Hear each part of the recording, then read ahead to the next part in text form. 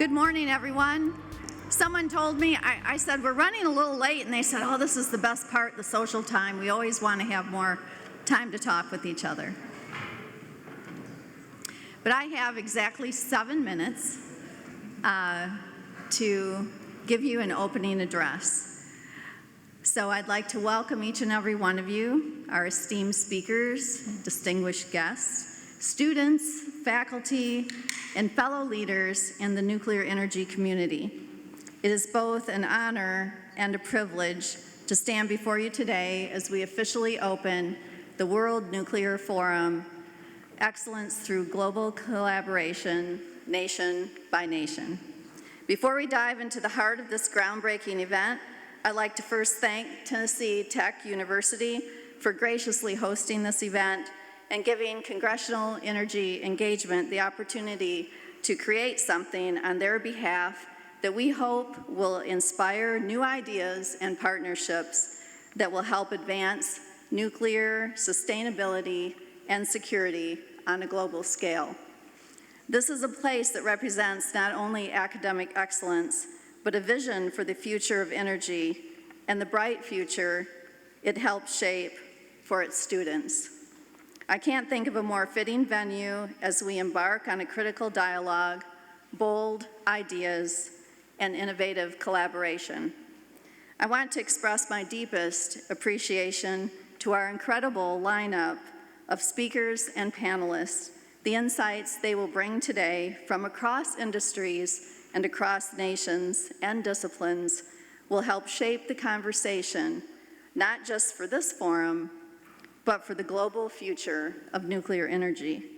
I also want to recognize the hard work and dedication that went into organizing this forum, and we had a very short runway for this, about 4 weeks. So from our collaborators here at Tennessee Tech University, to our partners at Orano, Framatome, Kairos Power, the U.S. Department of Energy, the state of Tennessee, the members of Congress that are with us today are all instrumental to these endeavors.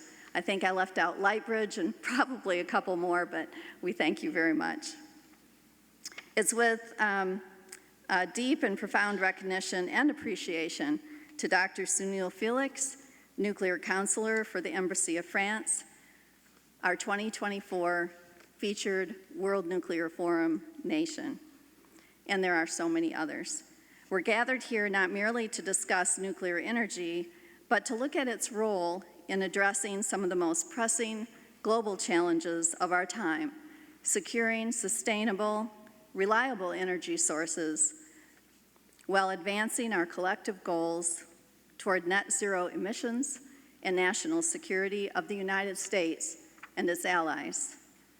As we all know, the nuclear industry is currently poised at a pivotal moment in time.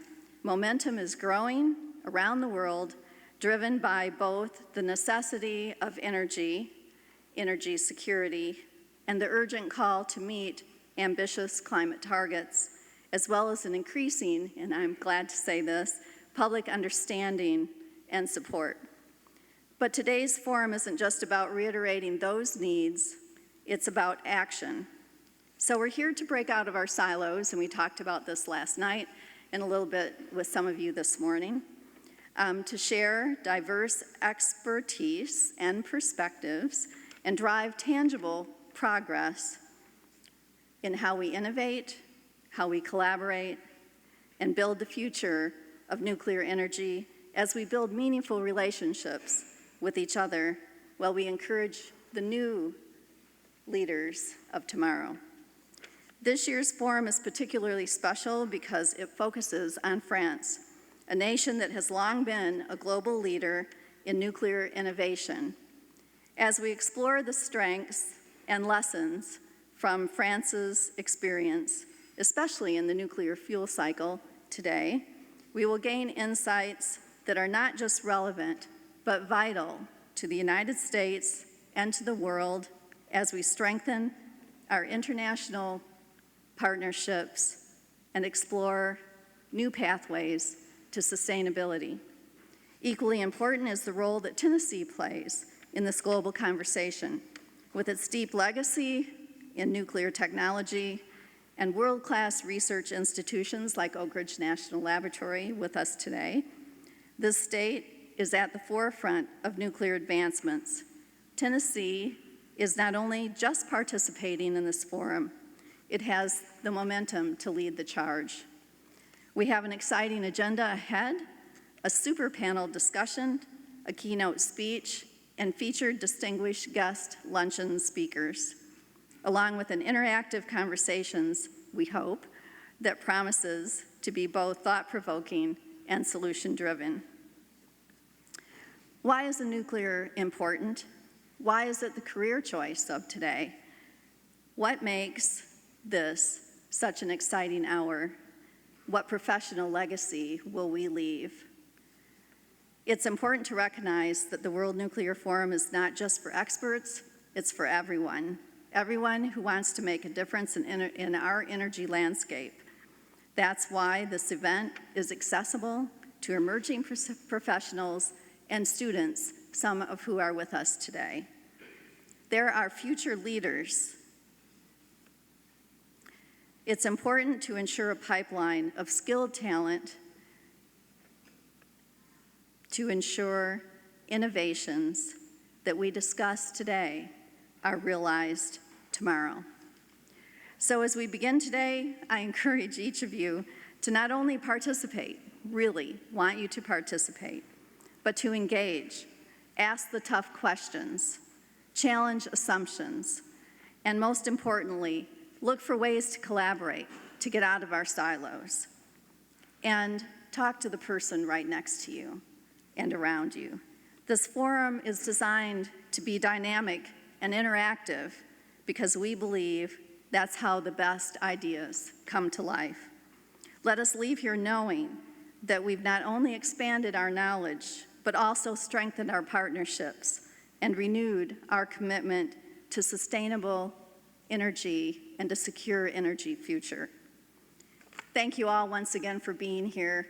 I'm so grateful that you've taken the time. I see so many friends and colleagues and just so many dedicated people to these endeavors in the audience. And I really do hope you enjoy being with us today and ask the tough questions. Thank you.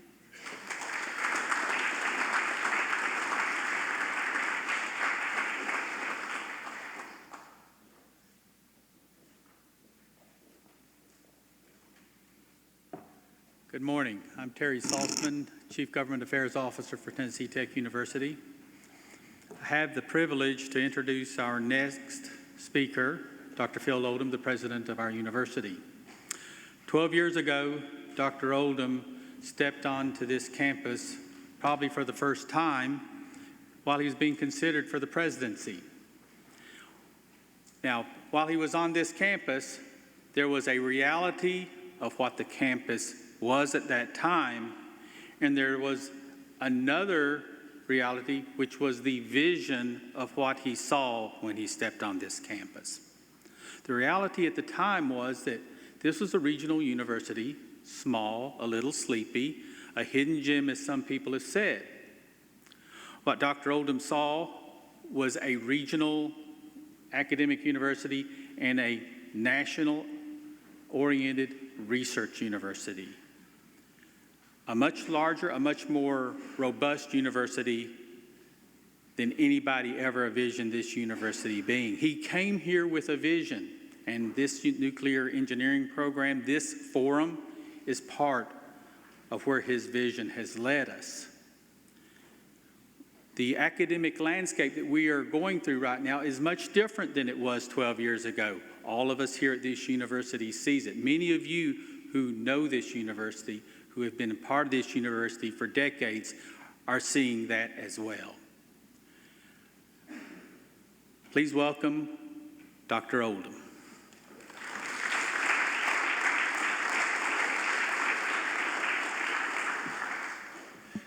Thank you, Terry, and thanks to all of you. First of all, let me welcome all of you to campus today. We certainly are honored by your presence. I'm just really quite taken back and in awe of the power within this room. And as an old chemist myself, I fully understand the power locked within an atom. But I've about decided that the real energy within nuclear is the people in this room, actually.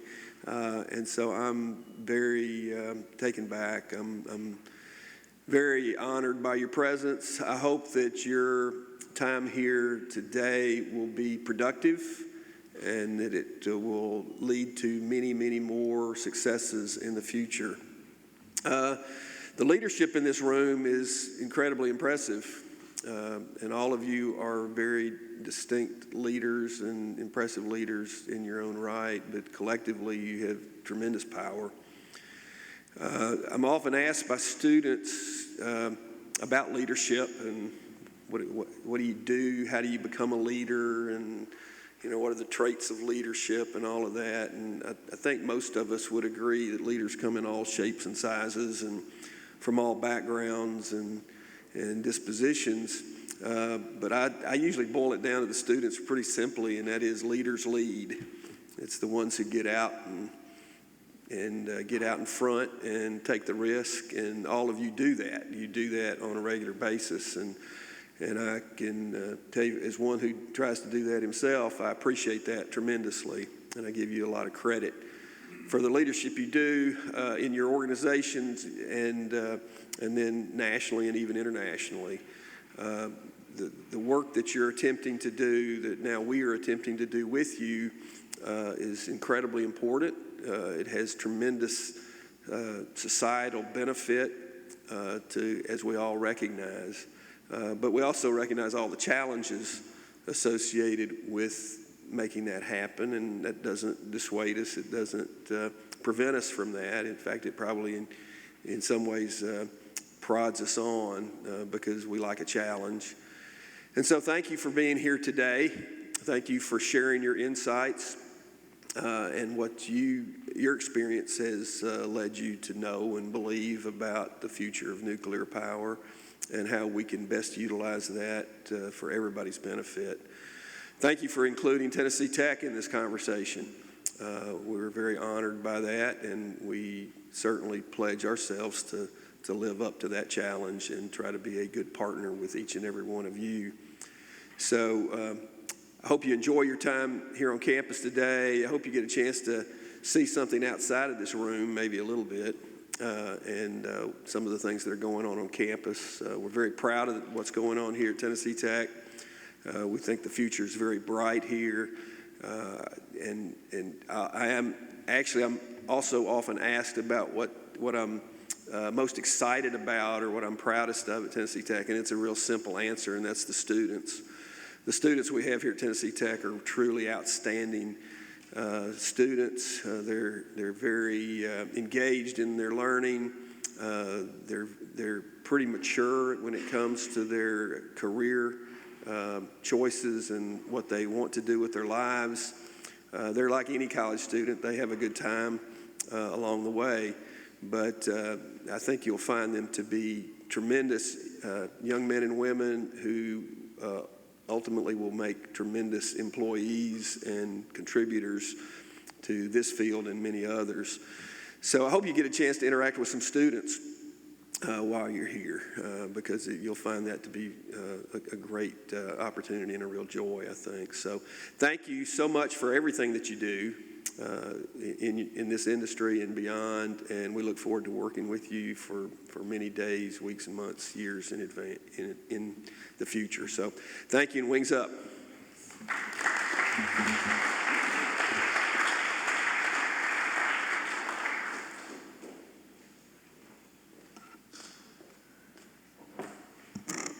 Okay, now we have a special video address from Senator Marsha Blackburn. Tennessee Tech, we are so excited with your news. How wonderful that you are kicking off your nuclear sciences program. And Tennessee is the best place to launch a new program. When you look at the work that is being done just up the road from you at Oak Ridge, And then also the work that TVA is doing. When you look at the need for more electric power, we know that the program you're offering is going to serve your graduates very well. So congratulations. We look forward to great success for you.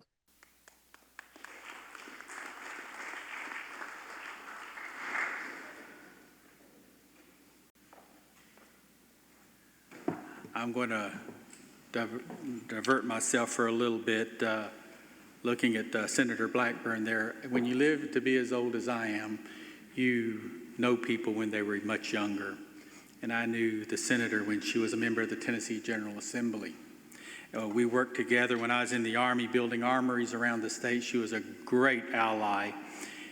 But since going to the United States Senate, we have started having conversations about quantum networking. We've started having conversations about cybersecurity and cyber networking and nuclear engineering. One day when I was sitting in her office, I just looked at her and said, "What the hell did you do to Marsha Blackburn?" Because this was not the Marsha Blackburn of the General Assembly. She has really become a great champion for Tennessee, and she has really gone deep into her role as a senator for this state, and I applaud her every time I see her. Moving on with the program, I'm going to tell a small story. Many years ago, one of my great friends building facilities and all in East Tennessee was a congressman named Jimmy Quillen. And Jimmy Quillen told me a story about our friends over in Knoxville at the University of Tennessee. And he said, back in the early 60s, when I was a relatively new congressman, I was paid a visit by Andy Holt. And Andy Holt had a vision for the University of Tennessee that was far different than what the university was at the time. He had a vision to turn Tennessee, the University of Tennessee, into a major research powerhouse. But he didn't exactly know how to do it. And Jimmy Quillen said, "Let me help. I will get you there." And he did. And today, the University of Tennessee that we know and love today is a much different institution. Well, taking that story and bringing it to the present, I had the honor many years ago of meeting a guy named John Rose before he was a congressman. John came back to his alma mater to serve on the foundation board. He reached into his wallet and produced scholarships. He never stopped asking the question, how can I help Tennessee Tech University? When I found myself in this role as Chief of Government Affairs and he entered the U.S. Congress, he called me in up to D.C. and he said, "What can I do to help?" And much like Jimmy Quillen back in the day, he turned himself into an ally of this university. No matter what program we were looking at, no matter what our plans were for the future, he has been there, tied to the hip to us, making things happen. This nuclear engineering program is a great example. The equipment that we will use to set up our first laboratory all came from him. Every year, he came to me and said, "What do you need for this program?" I would give him a list, and magically the funds for everything we needed just showed up. It is a true testament to him and his staff to support this university, to help us transform this university into the institution that it is now and the institution that it will be in the near future. Every institution, much like the University of Tennessee needed Jimmy Quillen, we need Congressman John Rose. And I applaud him for the efforts that he provides to this university every day. Congressman Rose.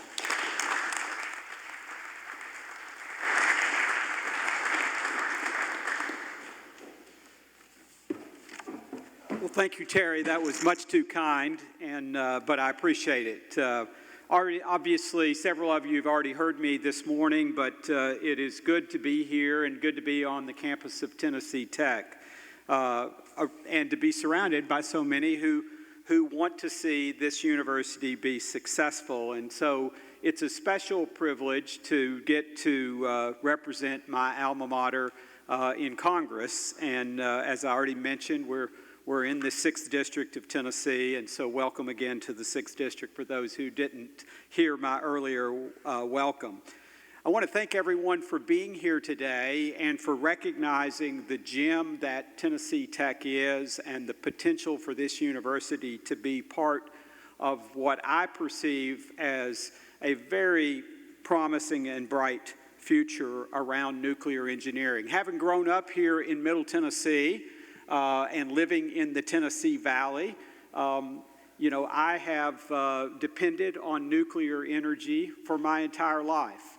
And that's true today because of the great leadership at the Tennessee Valley Authority and Jeff Lyash, their CEO, that we enjoy a energy supply system that derives almost half of the electricity that we consume every day from nuclear power. And what a testament that is, and what an illustration it is of the potential source that nuclear can be.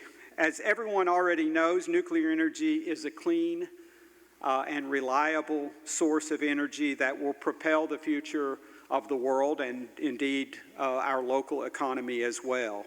But it can only be realized if we have a trained and competent workforce to deliver that promise. According to the Bureau of Labor Statistics, there will be approximately 900 job openings each year for nuclear engineers here in the United States. Currently, the United States does not graduate enough nuclear engineers to meet that demand. There are only 35 schools of nuclear engineering. I'm proud to say that Tennessee Tech's will be the 36th.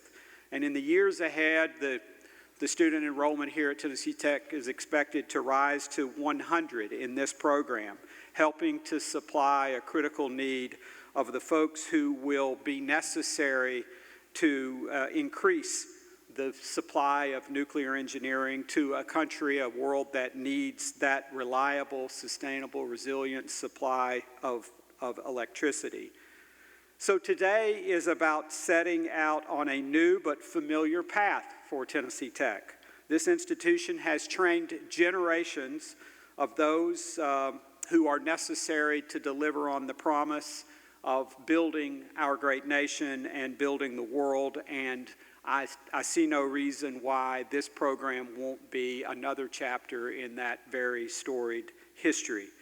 It was an honor to play a role, albeit a role that I think Terry has perhaps overstated a little bit, but it's my pleasure and our team's pleasure to have a role in helping to secure the resources necessary to make this program become a reality. And it would be a gross error on my part not to acknowledge the partnership and collaboration with Chuck Fleischman, and I know we're going to hear more from Chuck as the day unfolds, but without his collaboration, we could not be successful. Now, it's not magic, Terry, and I think Chuck would agree. It's hard work, and so it is so critical to have the collaboration. We appreciate all the work that happened here, but I also want to fully thank Chuck for the work that he does in Washington that helped to bring home the bacon for Tennessee Tech. Much like the components of a nuclear power station that has to be built and maintained, the graduates of this department, each of one of us has a responsibility in helping to foster the circumstances that will lead to their development and ultimately propel the industry that I know so many of you are here today to help participate in. And so thank you for being at Tennessee Tech to help celebrate what is happening here and to help engage Tech in being part of the solution as we go forward. I meant to say this at the start, but I think I heard Terry talking about Age and Marsha Blackburn, and I was really worried about him, but I think he successfully switched and talked about himself. So let's all get our story straight. I think Terry was saying he was old, so just so everyone understands that. It's a pleasure to have you here, and thank you for taking time to be here in Cookeville and be a part of Tennessee Tech. Terry.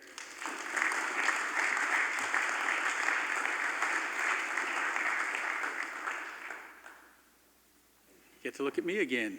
So, our next guest and speaker is an individual that I have known long before he entered Congress. A young lawyer in Chattanooga, Tennessee, running his own practice with his wife. I remember going down there one day and meeting him for the first time. And I think everybody who has met Congressman Fleischman knew that there was a drive in him, a difference in him, a willingness to serve. And when the opportunity presented itself to step into the ring and run for office, he didn't hesitate. The fact that he had my brother running his campaign didn't hurt him either. But anyway,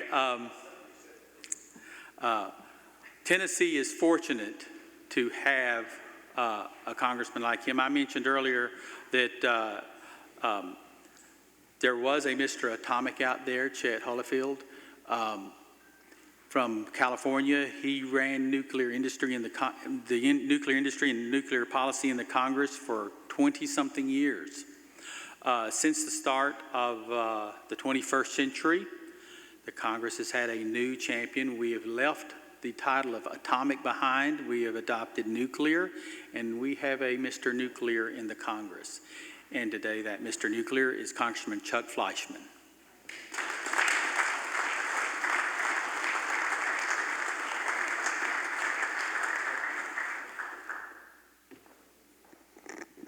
Got a little box to elevate me here. That's very nice. They used to do that with George Raft in the old movies, so thank you, Terry. Good morning, everyone. I hope you all have had a wonderful time here. Tennessee Tech is a beautiful place, a beautiful venue. A very little bit about me, because Michelle Harstein says I've got 5 minutes max, and you'll be hearing from me later, but I could not be more elated to be here today. A very little bit about me. I was born in New York, lived in New York, Philadelphia, and Chicago, and the ripe old age of 20, I was privileged to be asked by my alma mater, the University of Tennessee at Knoxville, to come and attend law school there. And this was a very big, I had never been in the South a day in my life. And it was like, wow, I just finished up 3 years at the University of Illinois. I was a political scientist, a historian. I did some writing, but I was the LAS person. After practicing law 24 years in Chattanooga, Tennessee, which is in many ways a Renaissance city, there was an opening to run for an open seat in Congress. And I decided to pursue my lifelong dream, almost at that point in time, an impossible dream, to run and win the Republican nomination, which in our part of the world wins the race. It was an arduous task, and yes, Terry's brother Chip ran that race. It was masterful, nail-biter, but we did win. And when I got to Congress, it was truly an incredible opportunity. So people ask, why am I so passionate about what I do? It's because I was able to attain my lifelong dream of being in public service in a place that I never thought I could do that. So I got to Congress, and one of my mentors, Senator Alexander, and so much of what we are doing here and enjoying in nuclear today could not have been accomplished without Lamar Alexander. He asked me to go on appropriations, and he also asked me to basically go in the Energy and Water Subcommittee of Appropriations. Little did I know, I was going to be getting a city called Oak Ridge. I'm from Chattanooga, but I got Oak Ridge. ORNL, Y-12, UPF, a great nuclear cleanup mission. If you know me, I'm equally as passionate about nuclear legacy cleanup as I am about building our reactors. So I do all things nuclear. A few years ago, I was with Terry Saltzman and Dr. Oldham, and I said, my alma mater, UT, does a great job in nuclear engineering. There are other schools that do great jobs as well, but wouldn't it be wonderful if Tennessee Tech took that next step and got into the space? And they said yes, I said yes. Our great Governor Bill Lee has gotten on board. Our whole state has gotten on board with Tennessee Tech. So thank you for your willingness to take this leap of faith, and Tennessee Tech is back, and I thank you. And I also thank you for your focus on the tail end of the fuel cycle. It means so much. John Rose, my dear friend and a great member of Congress, great constitutionalist, works with me. He actually chairs the TVA caucus in Congress, and I thank you for doing that, because I've got just about every other nuclear caucus, and I can't take on anymore. I just took on the Spent Nuclear Fuel Caucus. You do an exemplary job in that role and in several roles. Today, to parlay on what Ms. Harstein had said, meet people, collaborate, listen, learn, ask those difficult questions. I am so pleased to have our friends, the French, our first ally, here with us, because they have set the tone not only in France, but across Europe. I recently got back from 8 countries in Europe, and what did they say? Some made the mistake of moving away from nuclear. Some made the mistake of just laying there lethargically. France is exporting energy across Europe because they chose nuclear, they perfected nuclear. And I am so grateful when Orano was looking across the United States as to where to go. Tennessee was not even on their radar. But when they took a look at Tennessee, it was only Tennessee. That's what we do in our great state. I'm here to help other states across the nation. I chair the Energy and Water Subcommittee in the House. What does that mean? I write the energy and water bill that funds all of this. I'm willing to listen to your thoughts, because I don't have all of the answers, but I know when we come together as Republicans, as Democrats, in the House and in the Senate, and with our executive branch, and with our great Department of Energy. Let me underscore that. Our great Department of Energy in the United States, we can do it as well as anyone in the world. Thank you. It's a privilege to be with you.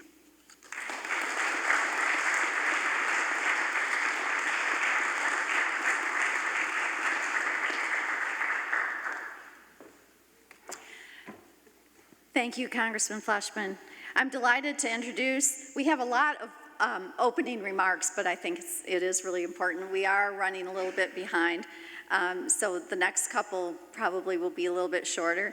But I'd like to introduce Alicia Duncan. She's Deputy Assistant Secretary for International Cooperation in the Office of Nuclear Energy in the Department of Energy.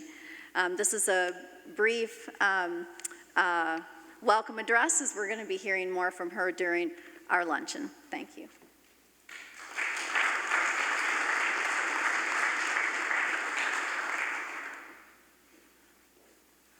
So I have 2 minutes, but I'll be speaking at lunch, so I'll be very brief. I want to say to the students in the room, I don't want you to look at who you see speaking at the podium and say, I hope one day that will be me. These people up here who you'll see at this podium are no different than you. They've put in a lot of hard work. They've had a lot of experiences. But we've had questions, we've hurt, we've failed, we've gotten back up, we've paid our dues, and you too can do it. It doesn't matter where you come from. It doesn't matter how much money your family has. It doesn't matter what people in your class have said about you. I want you to know that you are not the future, you are the now. So today is your now, and know that you too will be at this podium. I'm so excited that we get to spend the day with you, because you are really the reason why all of these people came to be here. You're doing something amazing. So use this day. Don't be afraid, because these people came here to see you, so you better make the best of it.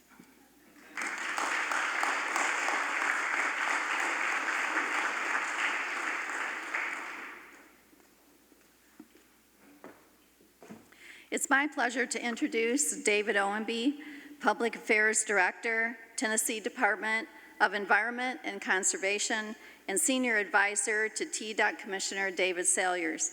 David brings a wealth of experience to the table with over 25 years in public and private sectors and has held senior leadership roles at TDEC, where he has excelled in intergovernmental coordination, project management, and public affairs. In his current role, he serves as a primary liaison to the Department of Economic and Community Development, supporting vital business development activities. David and I have worked closely together on the Tennessee Nuclear Energy Advisory Council, where his insights and dedication have greatly contributed to advancing our shared goals in the state's energy future. David? Thanks, Michelle.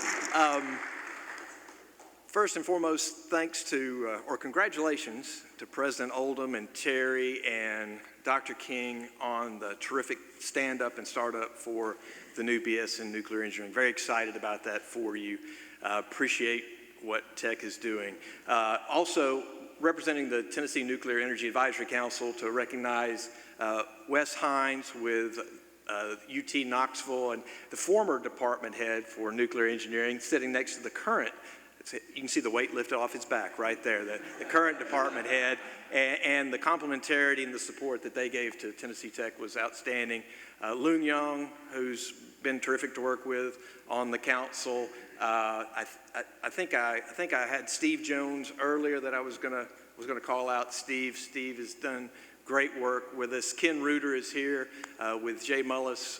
Ken from UCOR has been an incredible asset on the council. And of course, Michelle has been fantastic to work with as well. And Tracy Boatner gave me my notes for today. So I have one card, Michelle. Hopefully I can get through it.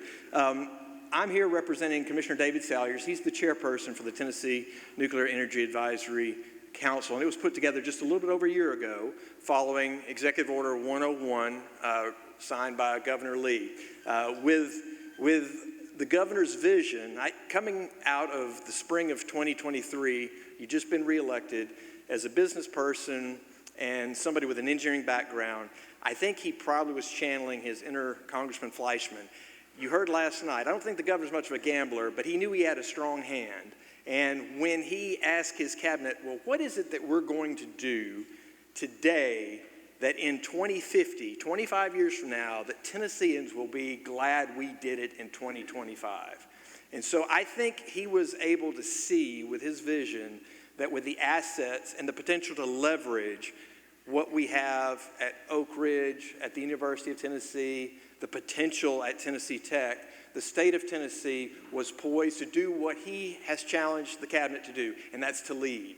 And if he was going to identify a way, a place, an opportunity, that nuclear energy was going to be that place. And the other thing I think that was very important that many of us on the council heard directly from him, and also the patron saint of the council, you may have been here last night when Brandon Gibson, the chief operating officer, Brandon would bring the message to us about, Justin, you'd appreciate this, that it's about power generation. We need more power in the valley. When we are looking out with the opportunities to grow and continue the prosperity and the opportunity that we've been blessed with, and you look at that trajectory, we're going to need more power. And I think nuclear is part of that portfolio and the fleet generation. So with that vision, he established the Tennessee Nuclear Energy Fund, $50 million first, and then an additional $10 million.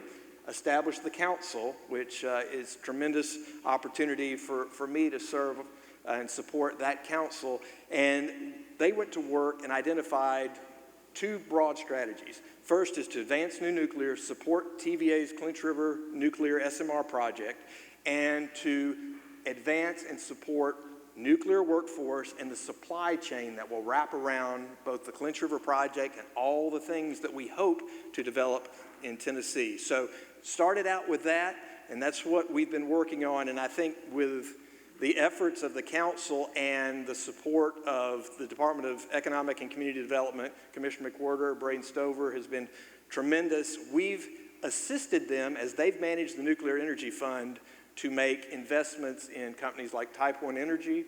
I was going to say we stole them from Wisconsin in a very competitive situation. Glad to have Type 1 Energy.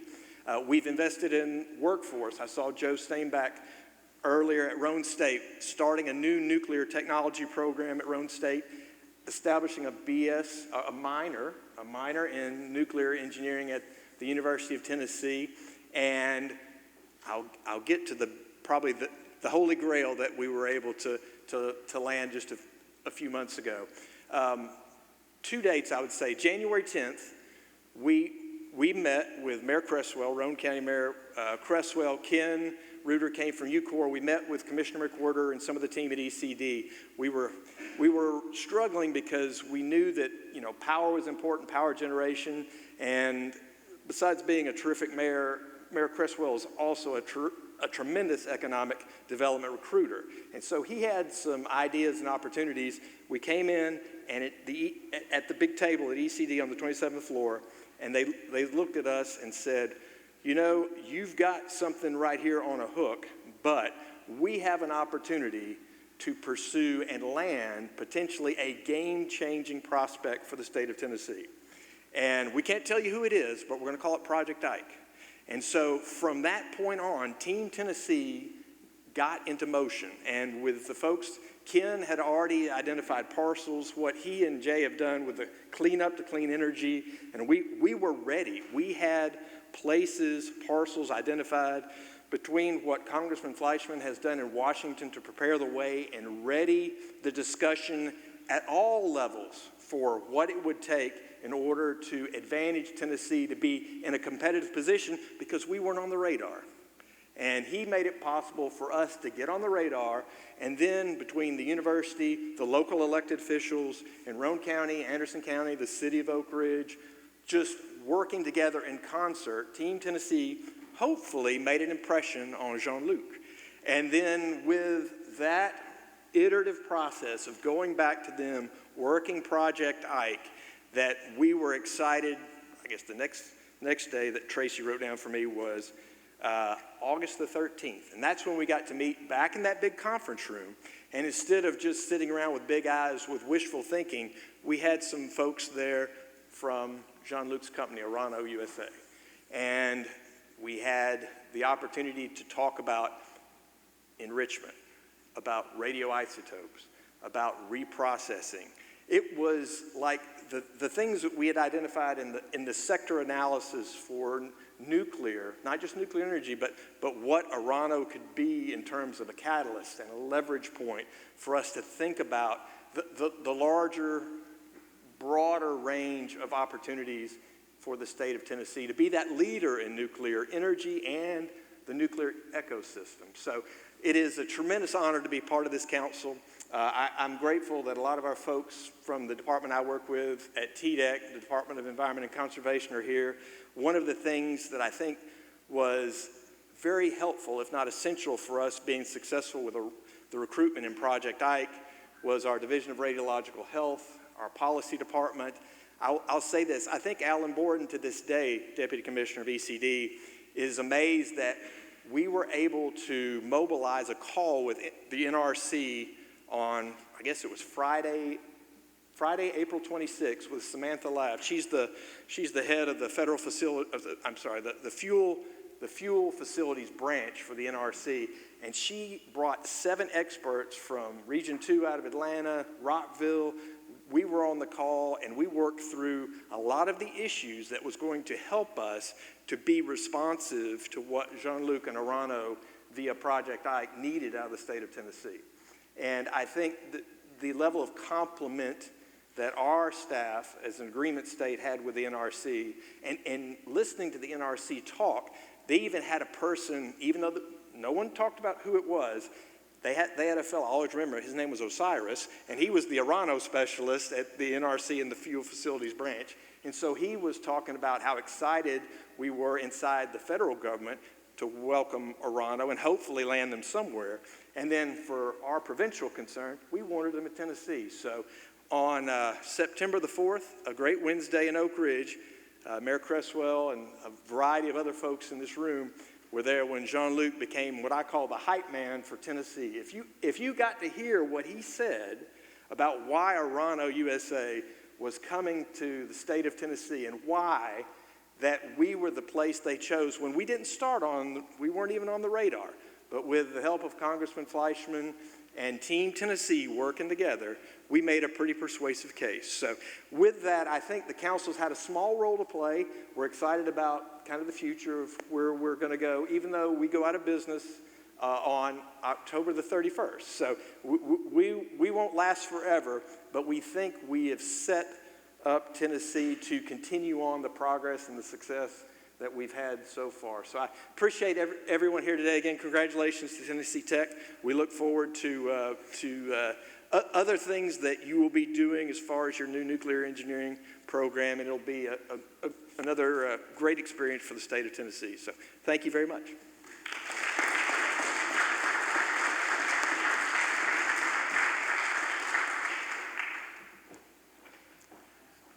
Back in the spring, I had the privilege to interview 3 fine individuals in our search for the first inaugural director of nuclear engineering at Tennessee Tech.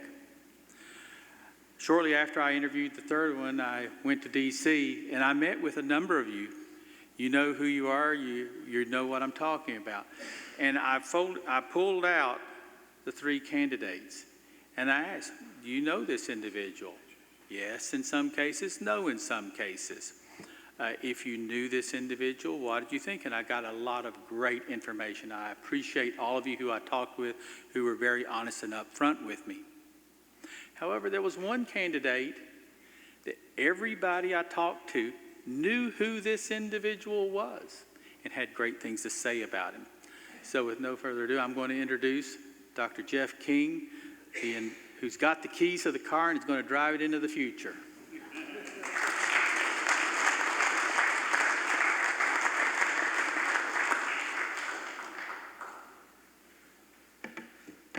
Well, thank you, Terry. Always good to have my ego stroked a little bit. Anyway, I'm so happy to be here. This is such a big day. I'm really enthused. It's a great coming out party for our program. You know, our debutante ball, as it were, to see all the people who've come, all of the people who've come to Tennessee, who are joining us in this great leap of faith that we've made. I'm going to express a few things in terms of leap of faith. I think back on my career, and it tends to be a little bit of that, taking that leap at different times. I got into nuclear as a nuclear engineer in about 1996, 1997, which was the year that most of us will remember that the federal budget for nuclear energy got zeroed. And for some reason, it seemed like a good idea for me at that point in time to jump into nuclear. And I had an advisor who told me, come to nuclear, do exciting things. There's still a future here. And 20 some odd years later, I'm here. So I think back another leap of faith. 8 months ago, 15 years ago, I went to the Colorado School of Mines to start the program there. I took another leap of faith, heard about their program, got very excited, and went and was the first nuclear engineering professor there. Spent 15 years there. We did some great things. I think we have a good program. But 8 months ago, I was feeling restless, and I across my email feed, I saw an announcement from Wes actually saying, we're looking for a director for the program at Tennessee Tech. Encourage anyone you know to apply. And I said, well, I'm feeling restless. I could move. And I put together an application, applied, came out, met the people here, saw the vision here, got excited, and again made that leap of faith. And I'm really excited to be here. It's amazing to see all of the people that have come out to wish us well and this big day for Tennessee Tech. I think nuclear is really, really important. It's not just, I'm going to take the 1 second. There's a plaque at EBR1, which is somewhere I visit every few years. Or actually, it wasn't a plaque. I was there over the summer, and I saw it was a poster that talked about Admiral Rickover, and it had a quote from Admiral Rickover, said that the nation that develops nuclear engines will be the nation that rules the oceans. and our enemies are working on that, we have to be first. And I think that's really very true in all aspects of nuclear. It's not just nuclear energy. We do rule the oceans. I think we're doing very well there. But we need to be leaders in nuclear energy so that we can set the tone, we can set the policies, we can set how the technology is used. I also think that we need to think about the other aspects of nuclear technology, space nuclear technology in particular being my love, that Rick Over's statement there is very, very true, that the nation that develops nuclear propulsion, space nuclear technologies is going to be the nation that rules space. And we, again, need to be the ones who are there first. And so I'm very eager. That's my little pitch for space nuclear. Finally, about this program, I've said it, I'll say it publicly again. My goal for the program is I want us to be one of the top 10 programs in the top 10 nuclear engineering programs in the next 10 years. I think that's achievable. There's only 35 to 40, so we have to be in the quarter. But 10 and 10 is a really good goal, and I think we can get there with the enthusiasm and support that I see. It's just groundbreaking, the level of support and enthusiasm that I see for this university and the opportunities for partnerships, and the fact that we're working with UTK and that we're not working against UTK. I think we see these complementary roles, and I think we can both get there. And finally, I am also glad that I look good in purple. And I didn't get my purple suit. It is in the mail, but I am really looking forward, for those of you in the nuclear industry and who attend the American Nuclear Society meetings, look forward to seeing a lot of purple in the future. Right next there to the big orange, there's going to be a lot of purple out. So there's going to be a lot of purple and orange in the future in nuclear. And with that, I think I'll conclude and just say thank you all for coming. Please enjoy the rest of the day. Please appreciate all that we're showing off here. Take the time to go off to if you get the chance to go see the new engineering building, that is an impressive building. And the even more impressive thing is we got plans for 2 more after it. So, enjoy the day, welcome, and thank you.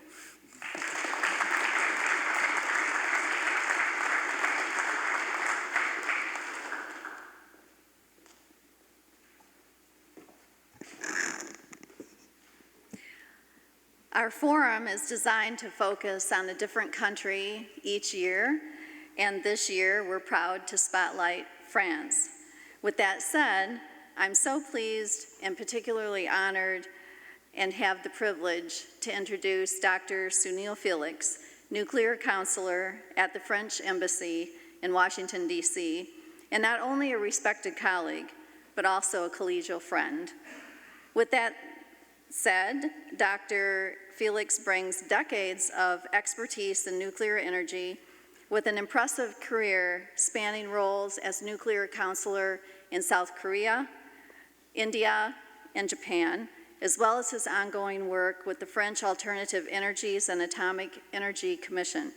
With a PhD and postdoctoral studies in mathematics, Dr. Felix has contributed significantly to international nuclear collaboration and was honored with the National Order of Merit by France in 2015.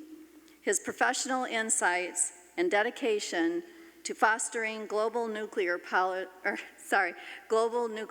partnerships is truly invaluable. Please join me in welcoming Dr. Sunil Felix.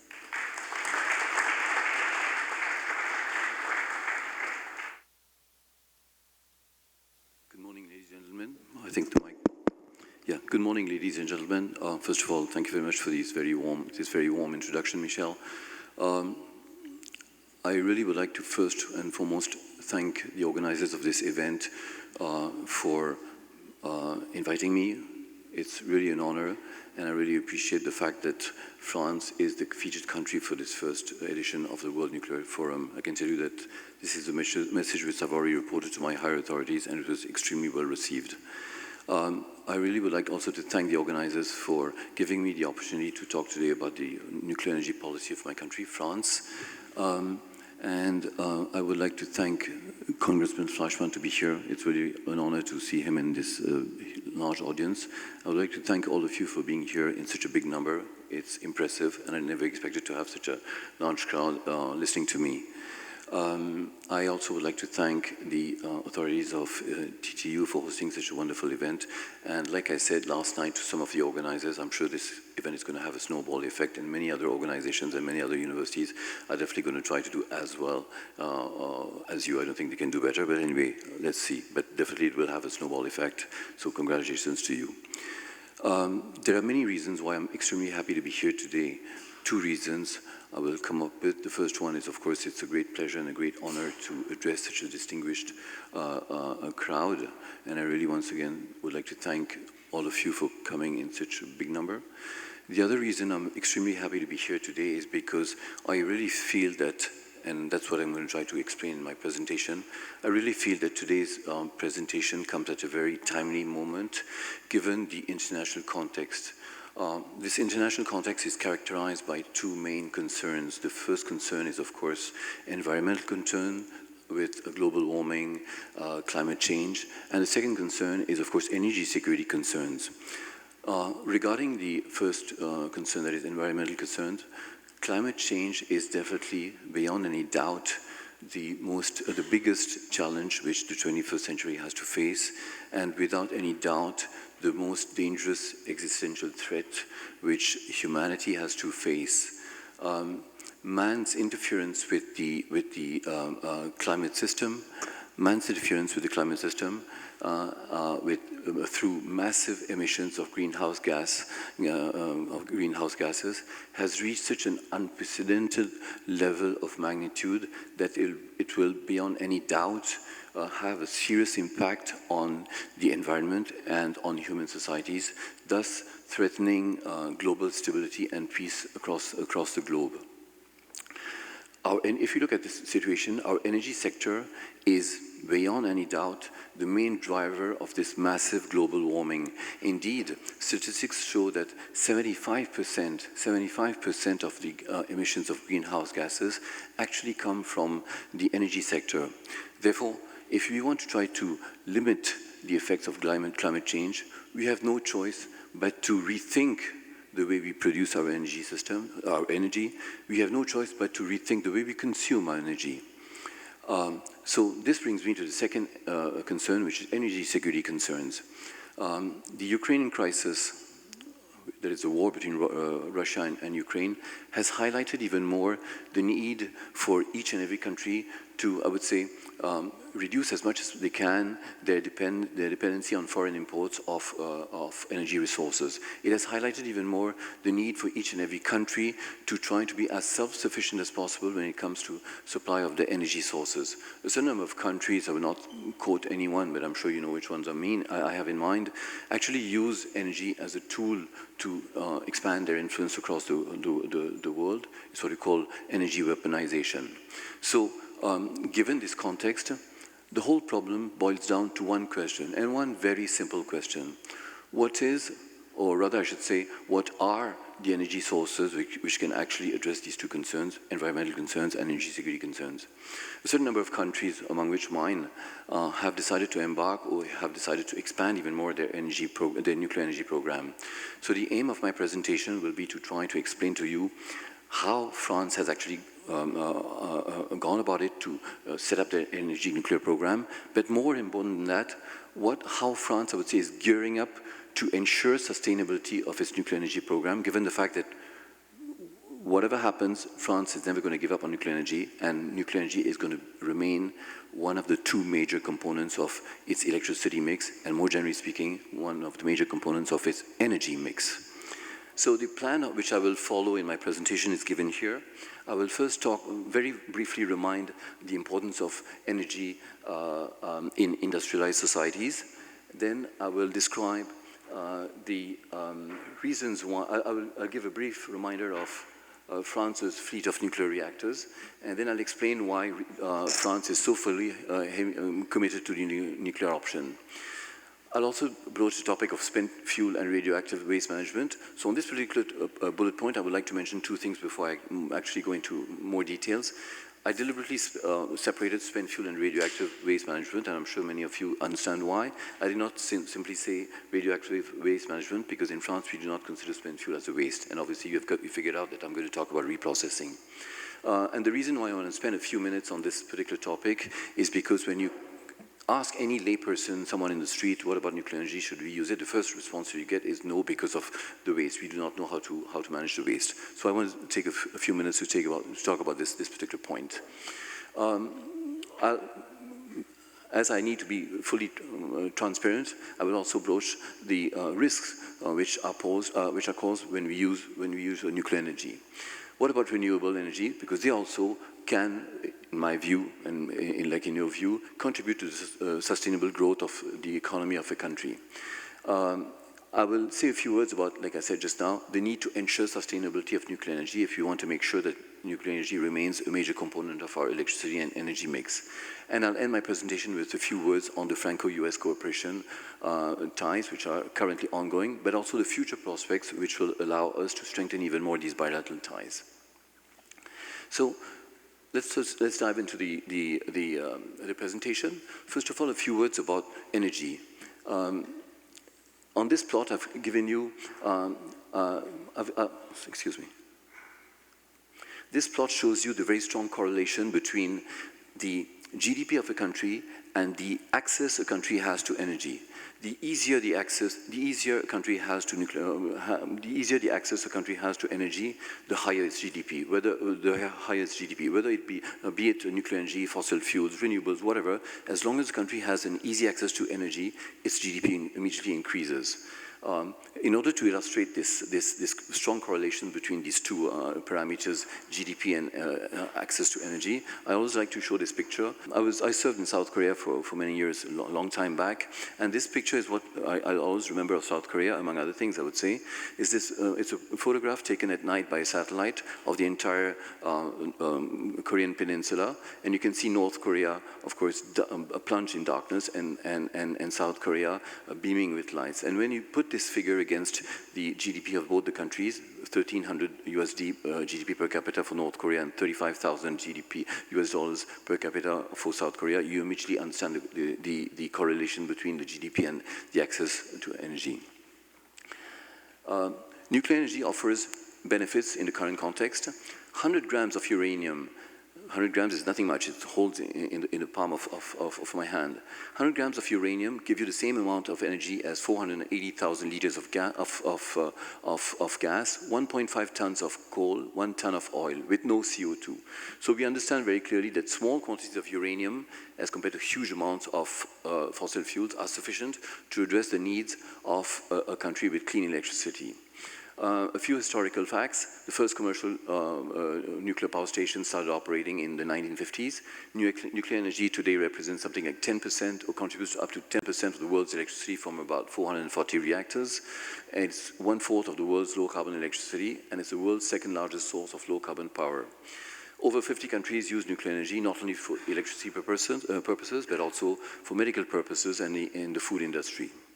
But however big the assets of nuclear energy are, nuclear energy is not unfortunately risk-free. And the two main risks, of course, are military purposes, the diversion of nuclear technology for military purposes, and the fact that nuclear technology can lead to accidents. So for the first case, for military purposes, the Nagasaki and Hiroshima bombings are grim reminders of how lethal nuclear weapons can be.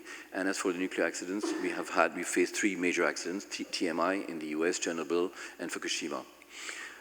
In addition to what I call these inherent risks of using nuclear energy, we saw in the very recent past that construction projects of nuclear power plants can face serious difficulties, the 2 major ones being cost overruns and delays.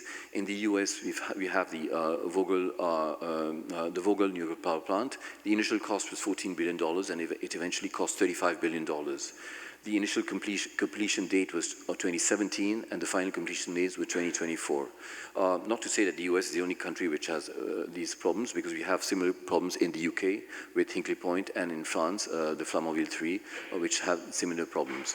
Some of the reasons that explain these cost overruns and the delays are, of course, very few new projects, which resulted in weak supply chain and loss of skills, more and more stringent safety requirements, which are costly to implement, and of course prices of raw materials, which are skyrocketing. So when we see these problems, when we see these figures, it is very obvious that nuclear energy, the way it's developed today, is not a sustainable option. So the one requirement which has to be fulfilled for nuclear energy to be sustainable is to follow the principle of on time and on budget. Now, let's move on more specifically to the case of France.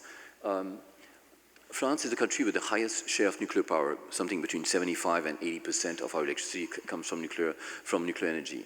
Why is that so? Simply because unlike the US, for example, which I call the country blessed by the gods, as you have so much of oil, coal, gas, in France we have nothing in terms of natural resources or energy resources, apart from wine and food, which is not going to be powerful enough to power a nuclear power plant. So we have nothing, and therefore we had to try our best to find a solution to our high dependence on foreign imports. In the 1970s, France would import something like more than 90% of its energy resources. And then in the 1970s, the world had to face two oil shocks, major oil shocks, which actually sent the oil prices skyrocketing. So in the 1970s, the French authorities said enough is enough, we cannot possibly depend so heavily on imports of energy resources, and that's when they decided to embark on an extensive nuclear energy program. And in the span of 20 years is nothing. In the span of 20 years, the entire nuclear fleet, French nuclear fleet, was set up. That means in the span of 20 years, 63 large-sized reactors were built. That's an average of about 3 reactors connected to the grid every year in a span of 20 years. And so now we have about 56 reactors covering 75% of our electricity needs, and one reason why we managed to achieve this result of constructing something like 63 reactors in such a short span of time comes from the fact that we built them according to the standardization principle. That means the entire fleet of 63 reactors were of the same kind, pressurized water reactors, PWRs. The reason why we decided to follow this principle of standardization principle is simply because, well, there are 2 reasons. First of all, because it's so much cheaper to build new 60 reactors of the same kind rather than build 60 reactors of different kinds. And the other reason, which is extremely important, is because if ever a problem occurs on one reactor, given the fact that all the reactors are of the same technology, we can immediately check and see if the other reactors are faced with the same problem. So based on this standardization principle, we managed to build our entire fleet. Today we have something like 56 reactors covering 75% of our electricity needs. The average age of our fleet is about 35 years, which means that we are reaching the end of the lifetime of our fleet, and we are now working on the lifetime extension to move from 40 years to 60 years of operation. We have in France 68 million people. Let's round up this figure to 60 million people. We have 56 reactors operating. Let's round up this figure to 60 reactors, which means that 60 reactors are enough to power the needs of 60 million people, which means that 1 reactor is enough to feed the needs of 1 million people. That is a huge asset for a country like mine, which is so tiny, especially as compared to the US. We need energy sources which are dense. We need energy sources which do not require too much space to feed the needs of a big number of people. As for the back end of the fuel cycle, we have, as you know, decided to adopt a closed fuel cycle. That means recycling, reprocessing of spent nuclear fuel, and I'll come back on that later on in my speech. This slide is a recap of the reasons why France decided to engage in an extensive nuclear energy program. The upper left side, the upper left picture shows you the land use of energy sources per unit of electricity. I'm sorry, it's a bit small, but on the horizontal axis, you have the land in square meters required per unit of electricity. And here you have different energy sources on the vertical axis. And we see that nuclear is the option which requires the energy source which requires the least amount of land to produce 1 unit of electricity, which is, like I said just now, for a tiny country like mine, a huge asset. The other picture on the right-hand side, upper right-hand side here, gives you the death rate from accident and air pollution. If you take the number of for each and every energy source, if you take the number of casualties and you divide it for each and every source, you divide it by the amount of energy produced by that energy source, you get the death rate from accident air pollution for that corresponding energy source. And you see that nuclear is the energy source with the second lowest death rate from accident and air pollution. That's also another huge asset. And last but not least, the clean aspect of nuclear energy. I've given here on the lower figure the grams of CO2, the amount of CO2 emitted per kilowatt hour of electricity produced for a certain number of European countries, and you see that France is, of course, among the countries which the lowest amount of CO2 emitted per kilowatt of electricity produced. And you understand why I compared it to Germany, simply because Germany is phasing out nuclear energy. So, thanks to nuclear energy, France's electricity is something like 10% cheaper than the average European Union electricity price. France also, thanks to its nuclear program, is the largest exporter of electricity in the whole of Europe. Now, a few words about the nuclear fuel cycle. What we call a nuclear fuel cycle are the different steps which make up, ranging from mining uranium ore to electricity production. So we first start by mining the ore, the uranium ore. I'm sorry, the laser pointer does not work. Anyhow, so we first start by mining the uranium ore from the earth. Then it undergoes 2 chemical processes, conversion, enrichment, which allows us then to fabricate the fuel. We get fresh fuel. The fresh fuel is then fed into the nuclear plant to produce electricity, and what comes out of it is spent nuclear fuel. And that's when it becomes very, very interesting. The spent fuel is either put into final waste disposal if it's considered as waste, or it is recycled into new fuel, which we call MOX fuel. So France has decided to recycle its fuel, but not the US. And I'll come back on this point in a few more minutes. And the reason why we call this a closed fuel cycle is because the spent fuel is recycled into new fuel and fed once again in the nuclear power plants. That's why, so the loop is closed, and that's why we call it the closed fuel cycle policy. Now, what about the nuclear waste issue? I'm sorry, when I transformed this, my Excel point into my PowerPoint onto PDF format, something went wrong, and that's why you have these very strange font of characters. Apologies for that. Nothing to do with the effects of nuclear energy. It's just a problem with PowerPoint and Microsoft. I like blaming other people. Anyhow, so the nuclear waste issue. Like I said just now, in the eyes of the public, the nuclear waste issue is one of the major obstacles to the use of nuclear energy. To be honest with you, not that I'm being dishonest, but I don't quite buy this argument simply because there is no human activity which is waste-free. No matter what activity you do, you produce waste. If you run your car with gas, the waste is the CO2 which comes out of the exhaust pipe. You may not see it, but it is there. If you peel potatoes, the waste is the peel of the potatoes. That said, I agree that nuclear waste is slightly more lethal than potato peels, but so how do we tackle the nuclear waste? So in France, we make a clear distinction between spent fuel and radioactive waste. So in order to manage the spent fuel, what do we keep in mind? We keep in mind the fact that the spent nuclear fuel still contains 97% of the energy potential of the fresh fuel. 97%. Which means what? Which means that in this figure where, it's a pity the laser pointer does not work, but never mind. On the lower figure, it means that when you introduce the fresh fuel into the power plant and you produce electricity, you only use 3% of the energy potential which was in the fresh fuel. And what comes out of the nuclear plant after you've produced electricity is spent fuel, which still contains so much of energy. And therefore, in France, we consider that the spent nuclear fuel is a recyclable matter. It is not a waste. And that's why we decided to close the fuel cycle. That means we recycle the spent nuclear fuel in order to try to use as much of that 97% which is still remaining in the spent fuel. In the case of the US, the spent nuclear fuel is considered a waste, which means that this spent nuclear fuel is directly disposed of, and that's what you call the open fuel cycle, simply because the loop is not closed. So you call it the open fuel cycle policy or the once-through policy. And there are two major reasons why in the US you do not want to close the fuel cycle. The first reason is no proliferation risks.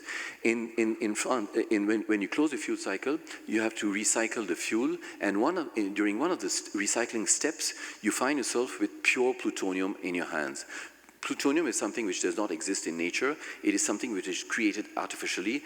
When the fresh fuel is fed into the reactor and burned or irradiated to produce electricity, uranium-238 is converted into plutonium-239, which is a weapons-grade material. You can actually use plutonium-239 to produce nuclear weapons. And when you recycle your spent nuclear fuel, at one point of time in one of the steps of the recycling chain, you find yourself with pure plutonium, which can actually be used to make nuclear weapons. And that's one of the reasons why in the US you do not want to recycle the waste. It's because of the risk of diverting this plutonium to make nuclear weapons. The other reason why in the US you do not recycle is because it's for economic reason. You say that rightly enough to a certain extent, and I'll come back on this point later, that it's much more economically viable to have a once-through policy rather than to have a closed fuel cycle policy. And I'll come back on these two notions. How do we, in France, not that we are not that crazy, how do we address these two concerns, proliferation risk and viability of a closed fuel cycle? I'll come back on that later. Anyhow, just to end, two things to end the comments of this slide. In the US, you do not really need to recycle, because like I said, you're a country which is blessed by the gods. You have so much of oil, coal, gas. In France, like I said, apart from wine and good food, we have nothing. And therefore, whatever little energy resources we have to make sure that we get the best out of it. We have to use our energy sources in as sparingly a way as possible. And that's why we recycle, and that's why we cannot possibly say spent nuclear fuel is a waste, let's just dump it in a repository. We have to try to get as much energy as we can from it. The other point which I would like to make before I end the comment on this slide is that in France right now we mono-recycle. That means we recycle the spent nuclear fuel once only. But we are moving towards what we call multi-recycling. That means we are working on technologies where we will be recycling MOX fuel, spent MOX fuel. I'll come back on this notion of multi-recycling in a few minutes. So how do we manage our waste then? What I call the waste, what we call in France the waste, is when you recycle, you can get out of the spent fuel, when you recycle spent fuel, you retrieve the recyclable byproducts, that is plutonium, uranium, and there are some byproducts which cannot be recycled, and that's what we call the ultimate waste. It's like this bottle, this bottle of mineral water. Once I've finished drinking it, why to throw the bottle away? It's perfect. I just have to clean it, recycle it, and fill it up again and put it on the market again, right? So I can use the bottle, I can recycle the bottle, but I cannot recycle the paper wrapping which is around the bottle. So the paper wrapping is what I call the ultimate waste. So when you recycle spent nuclear fuel, there are some byproducts, uranium, plutonium-239, which can be recycled. And there are some other byproducts which cannot be recycled, and that's what I call the waste, and that's what we have to manage. But in addition to the waste which cannot be recycled coming out from the recycling of spent nuclear fuel, you also have waste coming from other industries, such as the health industry, such as the food industry. And so the ultimate waste coming from recycling of spent nuclear fuel added to the waste coming from other industries, that's what we have to manage. So how do we manage that in France? We categorize these wastes into two groups, Group 1 and Group 2. Group 1 is made up of low and intermediate level radioactive short-lived waste, and Group 2 is made up of intermediate and high-level radioactive long-lived waste. Keep in mind the fact that the group 1 waste makes up 90%, 90 of the total waste, whereas the group 2 waste makes up 10% of the total waste. You'll understand why I am emphasizing on these two figures, 90% and 10% in a few seconds. So how do we manage the group 1 waste? We use the subsurface disposal technology, which means that the group 1 waste is encapsulated into containers, which are themselves put into big boxes, which are airtight, leak-tight, and so forth. And these boxes are then buried in a hole which is dug not at a very deep depth, not at a very big depth, but at a very shallow depth. That's why we call it subsurface disposal of group 1 waste. This way of disposing of our group 1 waste is based on a technology which is industrially mature, which is economically viable, which means that for 90% of the waste produced by nuclear industry and other industries which use nuclear technology, we have a solution which is industrially viable and which is industrially mature and commercially viable. And we have, if you look at the map of France, the 3 dots on the left side are the places where we have surface and subsurface disposals, which are fully operational and commercially viable. That's for group 1 waste. For group 2 waste, that is intermediate and high-level radioactive long-lived waste, we are following a technology which has been tested and proven in Finland, that is deep geological repository. We dig a hole deep down underground, 500 meters deep, and we bury our group 2 waste in this kind of repository. This technology has already been tested and proven in Finland. It works perfectly fine. Sweden is the next country which is going to adopt this technology, and France is going to be the 3rd country.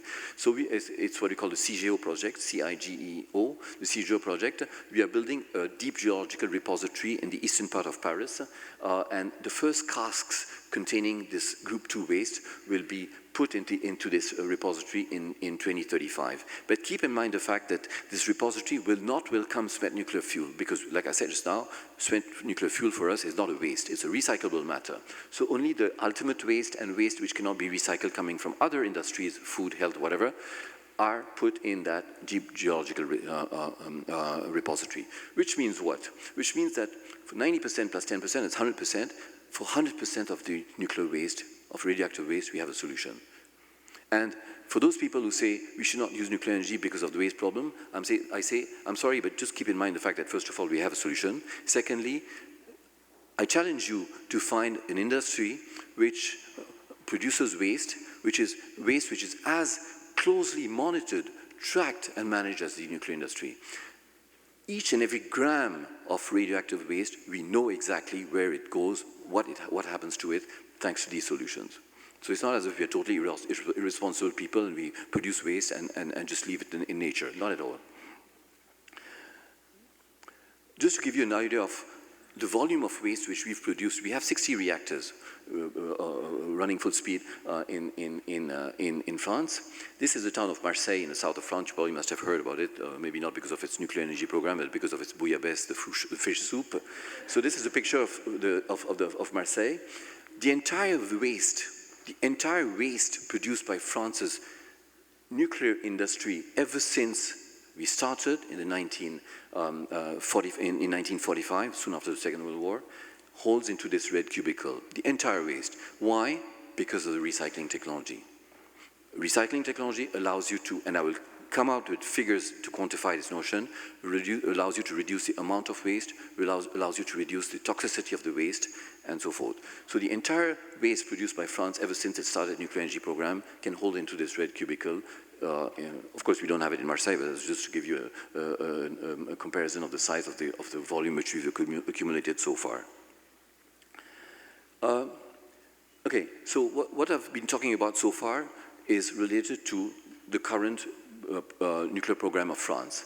But given the fact that France is more than ever determined to continue banking on nuclear energy to sustain its economy, we have to prepare for France's future nuclear program.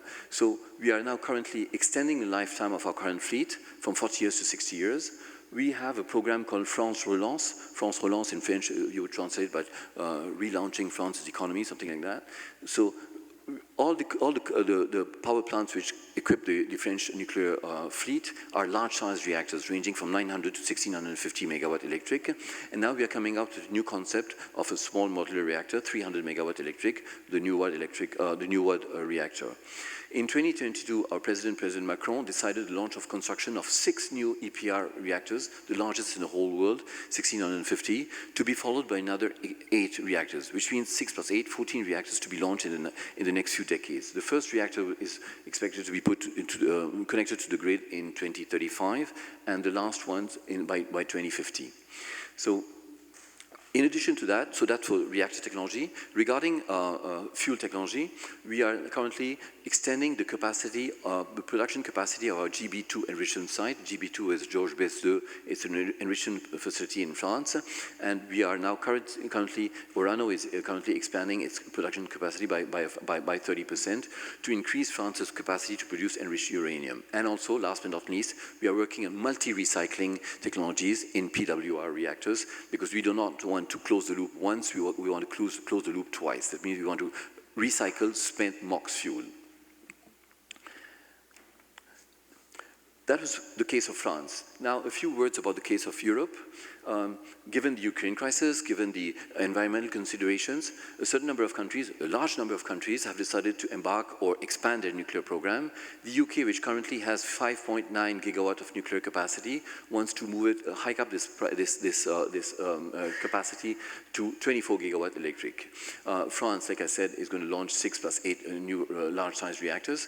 Poland, which has no nuclear whatsoever, has decided to install 6 to 9 gigawatt electric. Italy has decided to reopen the debate to lift the moratorium on new builds.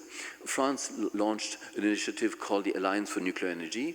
It's a group of 16 European countries which have decided to pool their efforts to increase the capacity of nuclear from 100 gigawatt in Europe today to 250 by 2050.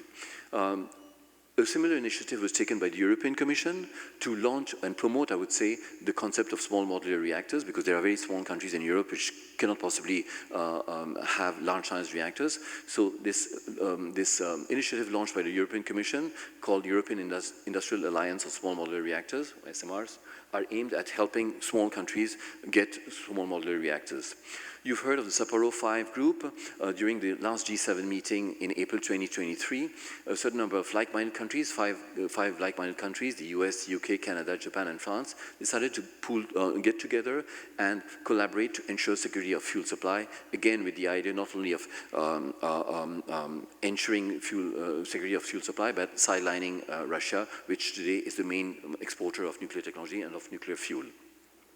At a world level, at the COP28, you must have heard of this objective which is adopted, that is to triple the world nuclear capacity by 2050. And last but not least, and that's why I put it in red, an official report was issued by the European Commission just very recently in September 2024, which clearly states that nuclear is an essential component of Europe's energy mix and can help accelerate decarbonization in a cost-effective way. This is just to say that in the European Union, unfortunately, you have some countries which are against nuclear energy, Germany, Austria, and so forth. And yet, despite the weight these countries carry, Germany is the most powerful country in the whole of Europe. Austria is quite a powerful country. Despite the weight these countries carry at the European Union level, the European Union still came out with this kind of statement, which speaks volumes. Okay, now, given the fact that I have to be quite honest with you, how do we manage the risks inherent to nuclear energy? The two risks, of course, are military uses or diversion of military technology for military purposes, and the other risks are nuclear accidents. I'll say a few words about these two risks today, now, but in a few minutes I'll talk more in detail on how France more specifically deals with these two risks. We need government supervision so that the strict control of any kind of nuclear activity, in France, all nuclear-related activities are in the hands of the public, of the government. Sorry, all the power plants are property are owned by the utility. Orano, the major stakeholder, is the state. We need very tight government supervision, and we also need international treaties which are fully implemented to prevent the diversion of civil nuclear technology for military purposes. Nuclear accidents. The three major accidents in history of nuclear energy, TMI, Chernobyl, and Fukushima, are man-made accidents. I'm not trying to brag about my own country because we definitely have defects, but we've been using nuclear energy in France for more than 70 years. We haven't had major accidents. It might happen, but so far we haven't had any major accidents. What I'm trying to say is that you need a very, very strict and independent watchdog, that is the safety authority, which is there to make sure that all the safety regulations and the highest safety standards are fully implemented. If you don't have that, unfortunately, you run the risk of having an accident. I served in Japan for 6 years, and I would travel to Fukushima once a month because France and Japan have a project to clean up the entire Fukushima site. Every time I would leave Fukushima, I would always have two feelings in mind. The first thing, it's so very sad that Fukushima happened because it's a man-made accident. The NRA, which is the safety authority of Japan, had warned TEPCO, the utility, 2 or 3 years before the accident, that the backup systems, the diesel generators, were not high enough, and that in case of a wave sufficiently tall, these backup generators would get flooded and would not operate the way they supposed to operate and cool down the whole system. That's exactly what happened because TEPCO, with all due respect to Japanese people who I fully respect and really love, they did not follow this recommendation by the safety authority. The end result is what you know. The other thing which comes to my mind when I talk about Fukushima is it happened in 2011. I can tell you no other country could have done what the Japanese people have done to clean up the site. It's just impressive, and I strongly invite you to go and visit the site. Now, what about renewables, wind power, solar? Definitely very attractive options because they're clean and unlimited. But that said, today we have not mastered the art or the technology to store huge amount of electricity or energy in small volumes. You can do it on a smartphone, on an iPhone, whatever. But if you want to store huge amount of electricity on a small volume to power, for example, an aircraft or a boat or whatever, it'll require batteries which are even bigger than the aircraft or bigger than the boat. So just forget about it. So today we haven't yet mastered the technology to store large quantities of renewables energies in small volumes. So it leads to the question: what do you do when you have no sun, when you have no wind, when you don't have any of these natural elements?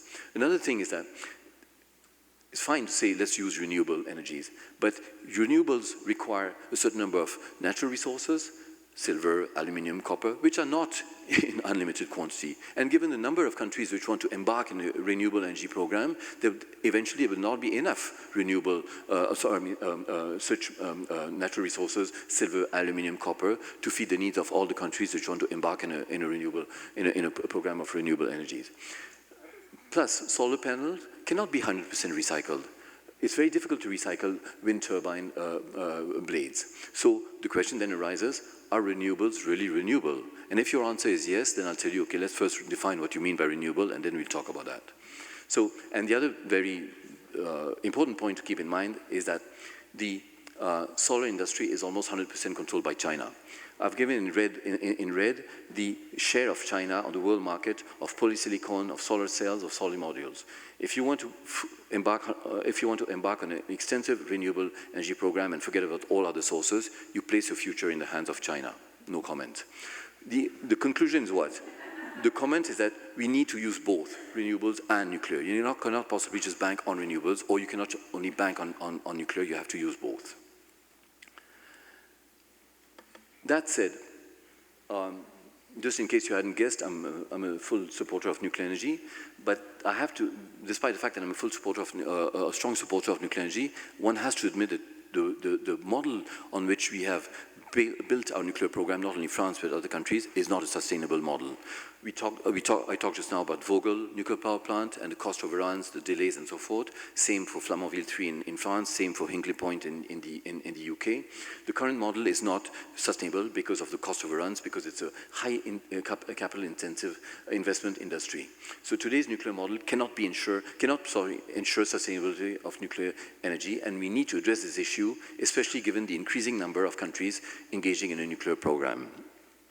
So how do we ensure sustainability of nuclear energy if we want to make sure that nuclear energy remains an important component of our electricity mix? So we have to work on two fronts, the reactor technology front and the fuel cycle front. On the reactor technology front, we have to make the best of the series effect. That means we have to build reactors the cost of which can be brought down. So for that, we have to when we build a reactor, we have to make sure that we build it in X numbers so that we bring the cost down, thanks to repeated deployments, thanks to modularity. And that's where SMRs, small modular reactors, really present a huge asset, because we don't just build one plant is replaced by 3-4 plants, and therefore by building many units of the same kind, we bring the price down, the cost down, and also the duration, the construction duration. Another plus point with SMRs are, of course, the hybrid aspect. SMRs don't only produce electricity, they produce hydrogen, they produce heat, industrial heat. We can also desalinate seawater.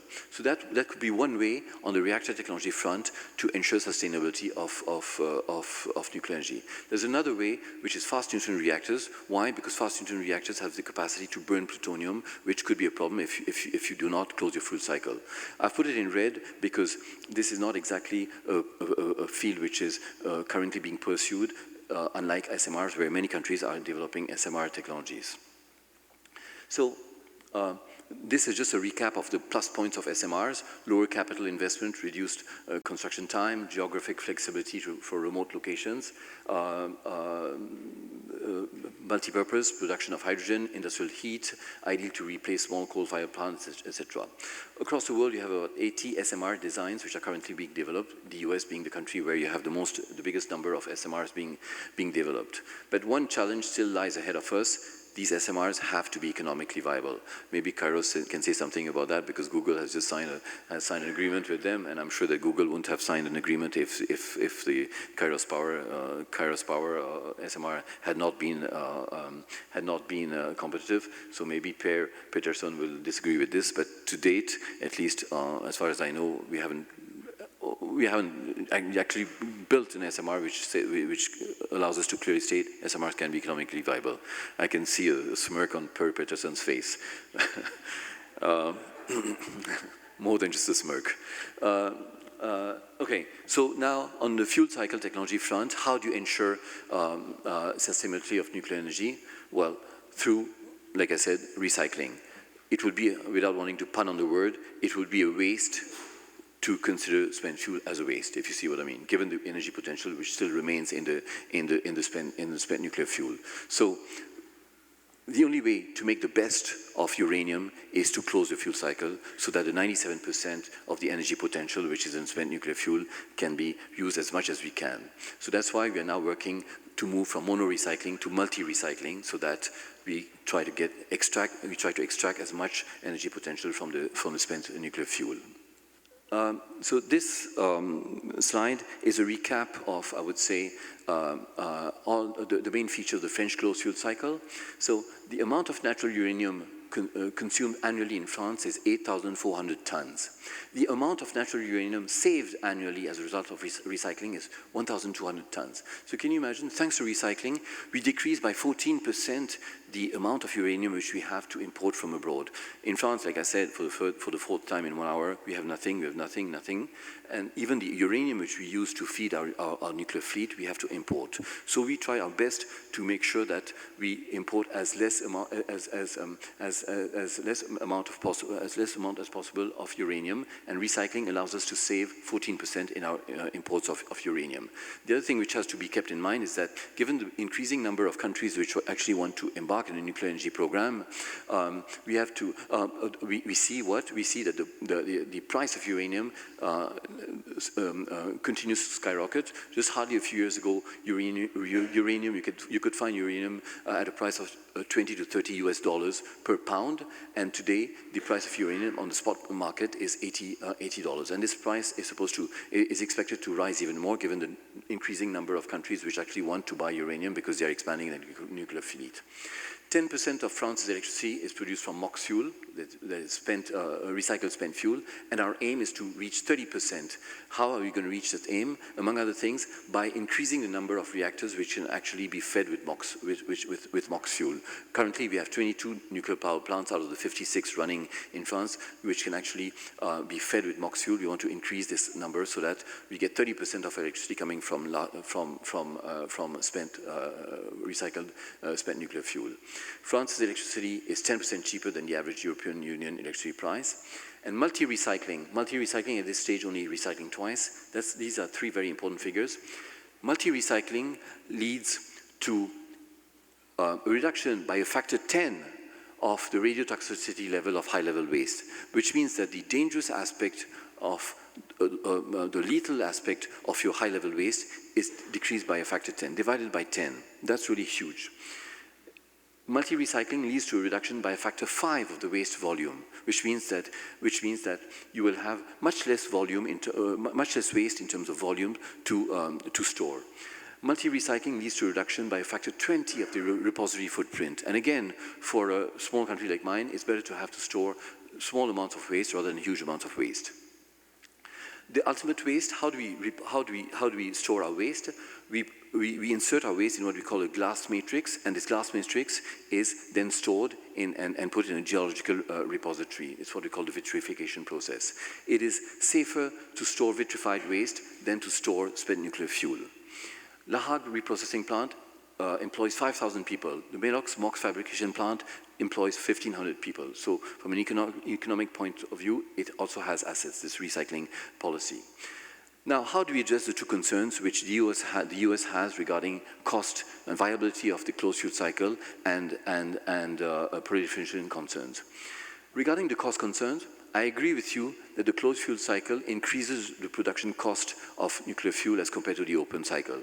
But nevertheless, despite the fact that the closed fuel cycle increases the production cost of nuclear fuel as compared to the open cycle, the closed fuel cycle reduces the amount of spent nuclear fuel, and as a result, reduces the disposal of the cost of spent nuclear fuel. Which means what? Which means that the increase of the production cost of nuclear fuel coming from the closed fuel cycle is compensated by the reduction of the cost of disposal of spent nuclear fuel. So all in all, it's not that bad. The closed fuel cycle is not that bad.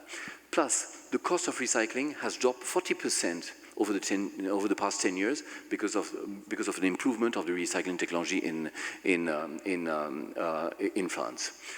Nevertheless, whatever the back-end option, and that's a very important statement, whatever the back-end option, be it open fuel cycle like in the US or closed fuel cycle like in France, the fuel cost does not exceed 5% of the total kilowatt-hour cost. What's 5%? It's nothing.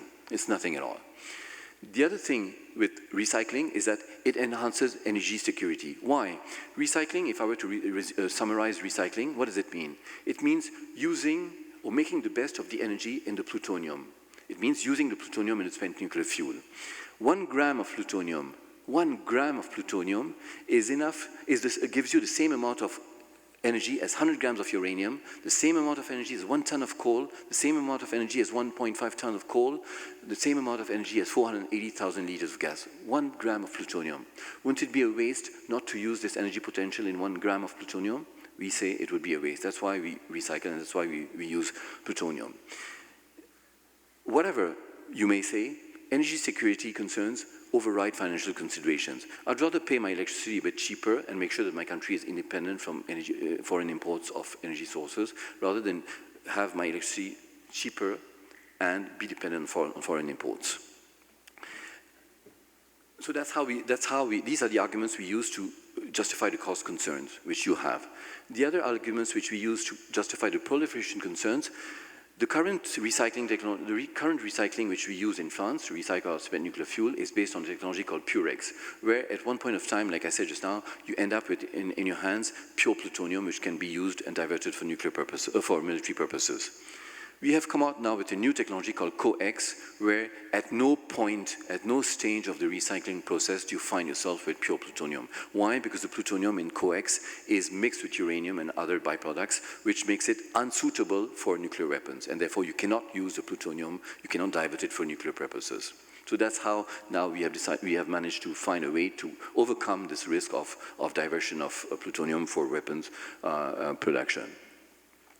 This is just a chart, this is not I did not produce this, it's the World Nuclear Association's chart, which shows you the worldwide natural uranium demand over the years. Given the increasing number of countries which want to embark on a nuclear energy program, the uranium demand is going to grow higher, but unfortunately, uranium is in limited quantities throughout the world, and therefore the only way to be able to feed the needs of all the countries which want to embark on a nuclear energy program is, of course, recycling. So, nuclear energy produces clean, cheap, bulk electricity in a safe way, and it's a major contributor to ensuring sustainable growth of the economy. I just have 3 minutes left. I just want to finish, this is the first part of my presentation. The last part has got 2 slides. I would like to end this first part of my presentation by a very personal story. I usually never talk about myself because it's of no interest to anybody, but in this particular case, I want you to understand why I'm such a strong supporter of nuclear energy. I'm from Paris. Paris is considered by the foreigners, I didn't say that, as the city of lovers.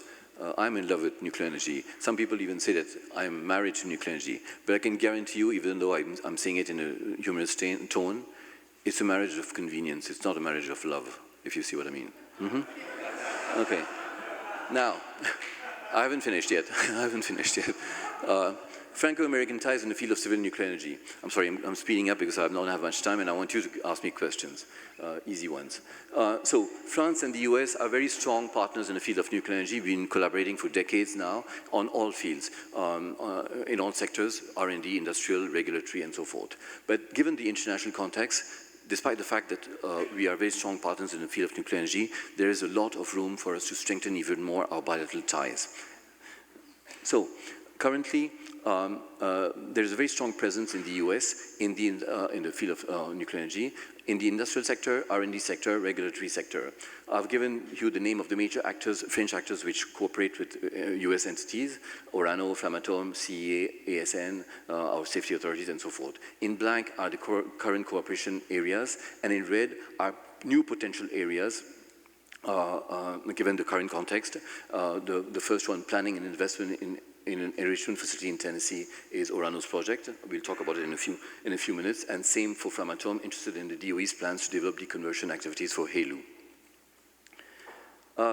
In 2021, this slide is just to show you that our nuclear cooperation is endorsed at the highest level of both our states. President Macron and President Biden, and President Macron, in that order, launched what we call the US-France Bilateral Clean Energy Partnership, the BCEP, which is a working group aimed at supervising all the ties between both our countries, the bilateral ties between our countries in the field of clean energy partnership. So this working group meets and convenes regularly to review all our cooperation, and the results of these of the works of this performed within the framework of these working group are reported back to at the highest level.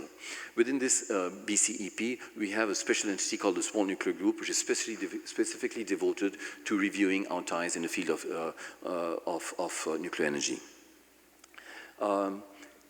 During our President's state visit, French President's state visit in DC in 2022, we had a roundtable chaired by our President Macron, at the end of which we launched a roadmap with new cooperation topics in the 3 sectors, R&D sectors, regulatory sector, and in industrial sectors. I will just go through the slide very quickly because I don't have much time.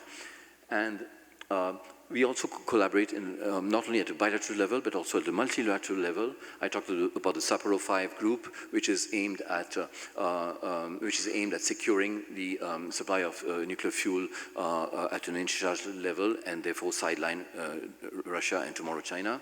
I talked about the COP28 with this pledge to triple the nuclear capacity by 2050.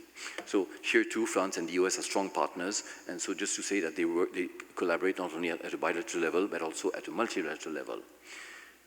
Last but not least, this last slide deals with a topic which, if it is adopted, if both sides agree to work jointly on it, will boost even more our bilateral ties. This topic is, of course, the result of the DOE's decision to reduce as much as they can their dependence on foreign imports of enriched uranium. So you know about the 3 RFPs, request for proposal, launched by the DOE. Orano and Framatome are extremely interested and would like to bring their expertise to help the DOE become independent and also become possibly become a major supplier of enriched uranium on an international level. So we strongly hope that France is given a chance to help support the DOE become a major exporter of EUP, enriched uranium product, and therefore, I would say, sideline Russia. With that, I'll stop and thank you for your attention and be ready to answer any kind of questions you would have. Thank you so much.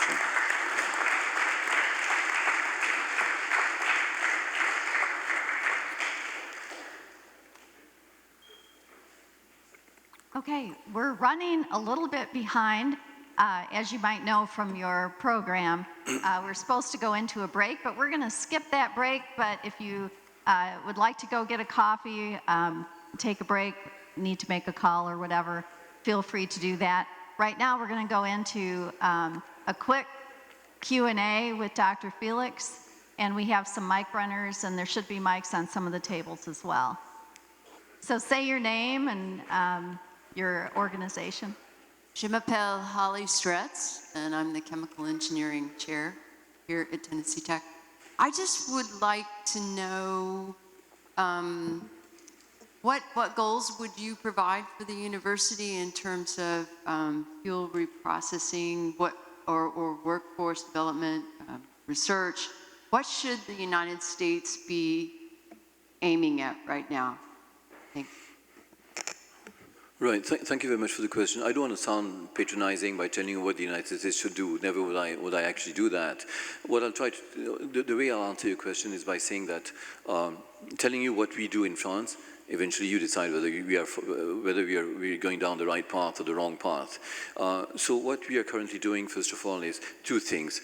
Like I said, we are trying to see how we can multi-recycle. It's not exactly an easy task, but that's one of the parts we are exploring, multi-recycling as opposed to mono-recycling. Now, the other thing which we are going to do is also work on reprocessing of spent fuel coming out from AMRs, advanced modular reactors, okay? Because so far we know how to recycle spent nuclear fuel coming out from light water reactors, but we are aiming to come out with Gen 4 reactors, sodium cooled fast reactors, lead cooled fast reactors, and we also want to master technology to recycle spent nuclear fuel coming out from fast breeder reactors, fast neutron reactors. Right? So those are the 2 parts which you're exploring. If you ask me what should the US do, I would say do exactly what you're doing, because we are trying to optimize as much as we can, like I said, the use of uranium. And given the fact that you, through the ARDP program, are developing 4th generation reactors, Kairos Power as a reactor, Natrium from TerraPower, XE100, you will be faced with the same problem. Hi, Dr. Felix. Thanks a lot for the inspiring talk. My name is Ron Feibisch with General Atomics, and we have quite a robust relationship with France. A lot of things in fusion going on, but also on fission. I want to highlight our partnership with Framatome on a gas-fast reactor, which has never been demonstrated, but we are very excited about it. It's a fast modular reactor where recycling, if we make it economical, and I totally agree with you, can be of extreme use in the US and around the world. So the fast neutron that you're talking about, fast neutron spectrum, is a viable and very valuable thing to have if we ever intend to close the fuel cycle here in the US. and make it economical. We're also producing trigger fuel together, and I know my friend Jeff Witt from Framatome is going to highlight that in our collaboration. And to the students here, I think I was really inspired by this talk and by the opportunity that we have to help make some of these innovative future technologies, fuel cycle you heard, advanced reactors. There's tremendous opportunity here to join the workforce. So I really commend you with your efforts and want to be part of that to make that a reality. Thank you. Thank you. Well, thank you very much. Brian Worth from the University of Tennessee, Department of Nuclear Engineering.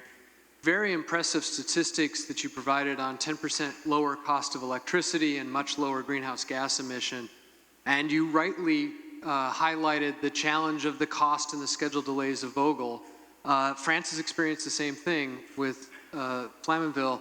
What do you see as the linchpins? It's nice to see plans for both the large and the small modular reactor space, but what do you see as the linchpins in the supply chain to ensure that those big 1,000-megawatt electric plants can be delivered on time, on schedule, and on budget?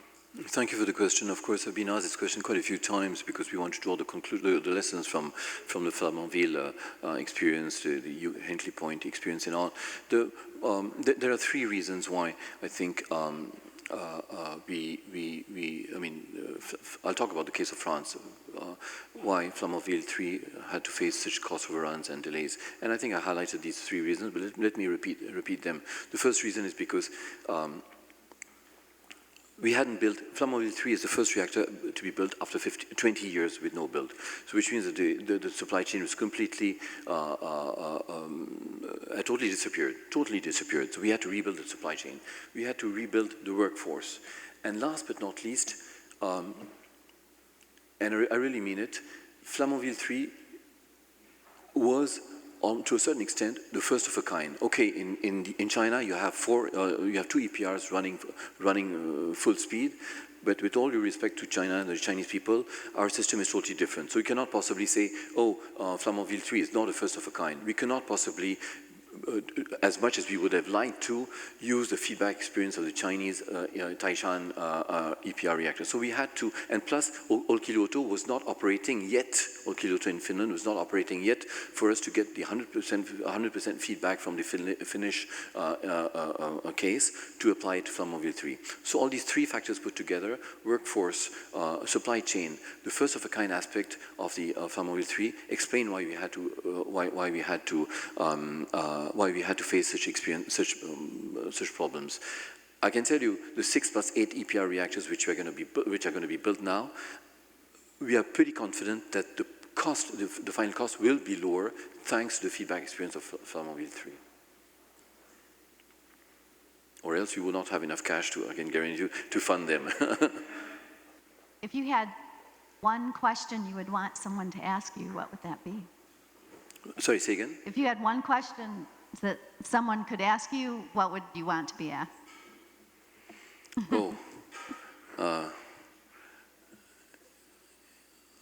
Let me think for a second. Caught him off guard a little bit. Well, no. Well, okay, I'll say something. And that's one point which I wanted to raise because unfortunately you're going to have to put up with me again because I'm part of the panel session which will follow. One point I'd like to say is we have many young people here in the crowd. I've spoken to many young people in various forums, and they always tell me, yeah, you're so supportive of nuclear energy and you are encouraging young people to enter this field. But just look at Fukushima. Everybody before Fukushima talked about nuclear renaissance. Everybody's so excited and everything. One accident and the whole thing was down. So how can you ensure that if you enter the nuclear field, we have enough guarantees that we're going to have jobs which are sustainable? You just need one accident somewhere and finished. So I understand your point. The only answer I have to that is, if I do have an answer, I'm trying to find what kind of answer. No. More seriously, I'll tell you that. I'll tell you two things. First of all, like I said, the three accidents which we're faced with are man-made accidents. I'll give you an example. You take the safest car in the whole world. What is it? Is it Audi or BMW, whatever, or Opel? I have no shares in these companies, and believe me, I just drive a French car. But if you take the safest car, for example, let's say Audi, you take somebody who's completely drunk and you tell him to drive the car and he crashes. Whose fault is it? Is it technology or is it the man's fault? I can guarantee you the three accidents which we were faced with are man-made accidents. So what I'm trying to say is that for young people like you, and to answer your question, Michelle, you have, one of your duties could be to ensure that A, we have the highest safety standards, and B, that they are implemented fully. Because you have no choice. Just now I talked about my love for nuclear energy and the fact that I'm married to nuclear energy. We have no choice.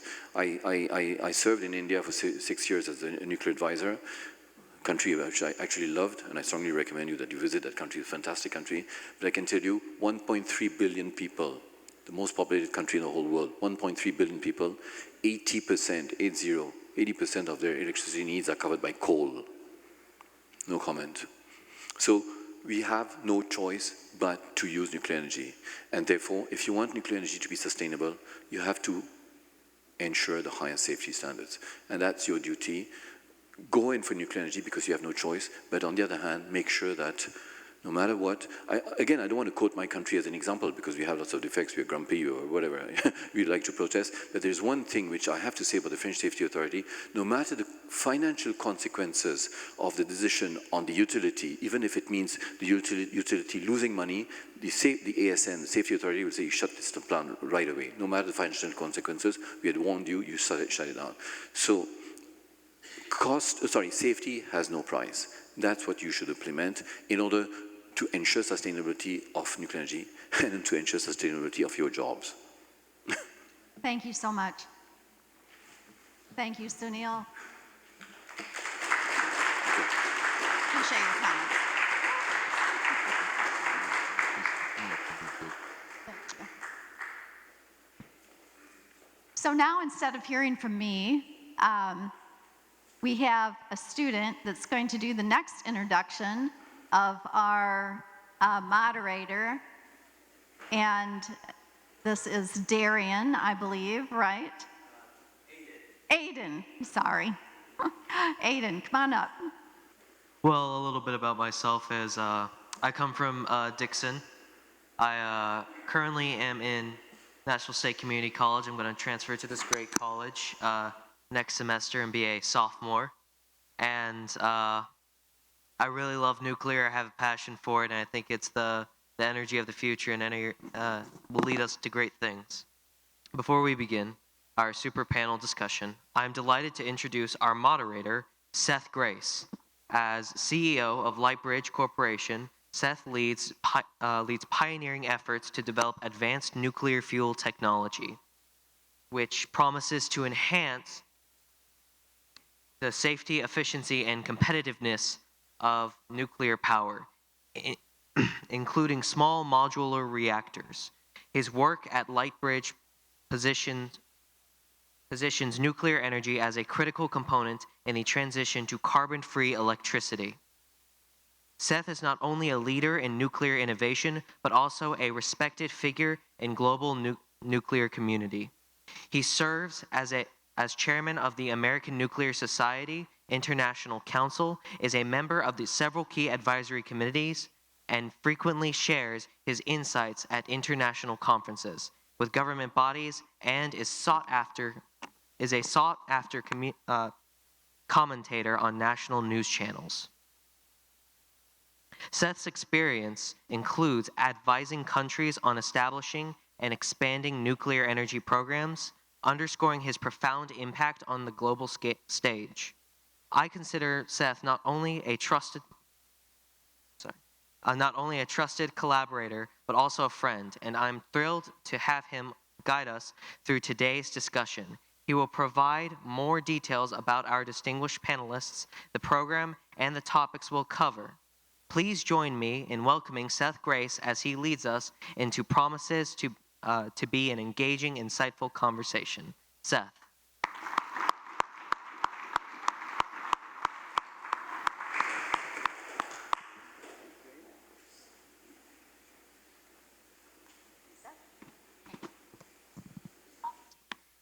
Well, hello and thank you. Thank you, Aiden. Thank you, Michelle.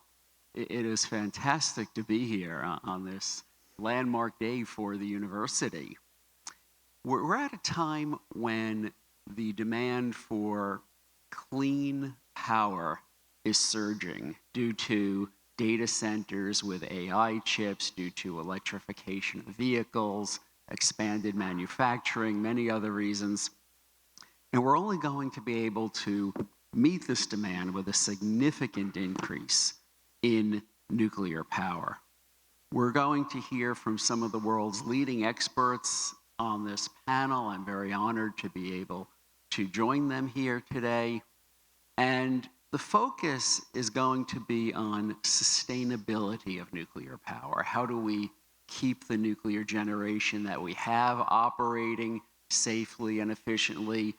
And how will we add new nuclear power and keep that? And we'll hear different aspects of sustainability, including a focus on the workforce and the key leaders, workers, and innovators of the futures that will be trained here at this university. There'll be a couple of geographic focuses as well. We'll be keeping up the theme of cooperation with France, and we'll be hearing about some key aspects of cooperation between the United States and France. And we'll hear about some very strong ties to the state of Tennessee, including the recent announcement by Orano. And with that, I'd like to invite the panelists to come and join up here on the stage. So I'll just do a very brief introduction of each panelist and their entity, and then each panelist will go through a presentation, and we'll have some Q&A on the panel, and especially from the audience. So starting to my left, we've all met Dr. Sunil Felix. Nuclear energy is so important to France and to its relationship with the United States that France actually has a nuclear counselor at its embassy in Washington, D.C., which is Dr. Felix, and really is a great leader in coordinating the activities between the two nations. Framatome, where the next panelist, Jeff Wood, is from, is just the perfect name for what we're talking about. The name comes from Franco-American nuclear cooperation. Framatome is the largest producer of fuel for nuclear reactors in the world, one of the largest service providers to nuclear in the world. Jeff is the president of the Government Solutions Company of Framatome. Another great French company is Orano, one of the world's largest enrichers of uranium in the world. And Jean-Luc Pallier is the president of Orano in the USA, and will be leading deploying the world's new great enrichment plant here in Tennessee. Fusion is something we all hear a great deal about, and Todd Asmuth is with Shine Technologies, one of the great leaders in rushing to produce the energy of the sun here on Earth, and we're looking for updates from Todd, where he's the strategic advisor at Shine Technologies. And finally, we've already heard today a bit from Per Peterson as well, from Kairos Power, which had the magnificent announcement yesterday with Google, leading to new reactors for powering data centers. Per is the CNO of Chief Nuclear Officer of Kairos, and has had a long career at Berkeley, at the University of California, as a great leader in nuclear energy. And with that, I'd say, why don't we just go down the panel, starting with Sunil, if you'd like to start with your presentation. So I promise this is the last time I'm appearing on scene. I'm sure you must have had enough of me, but this time I'm just going to talk for about 5 minutes and not more, I promise you.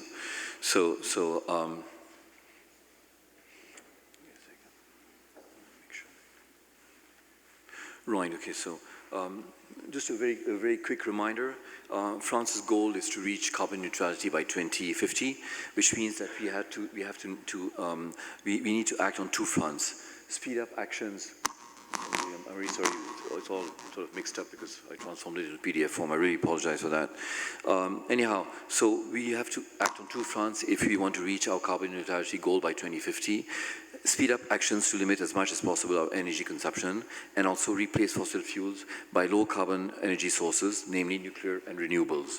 So I talked a little while ago about how France is reviving its nuclear industry, and one extensive program which to revive our nuclear industry is a program called France Relance, relaunch France's nuclear industry, which allows something like 1.2 billion euros to speed up our nuclear program through two things: innovation and workforce development.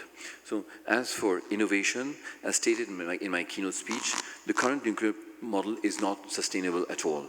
And I explain how we are going about it to make it sustainable through, among other technologies, SMRs. Regarding workforce development, the problem that nuclear industry has to face, at least in the Western world and in North America, I'm leaving China aside, is that it did not hire from the late 1980s until early 2000s, it did not hire many people. And during these 15 years, we saw a significant, I would say, inertia and a lack of investment, which has led to a generation-size gap in experienced staff and leaders.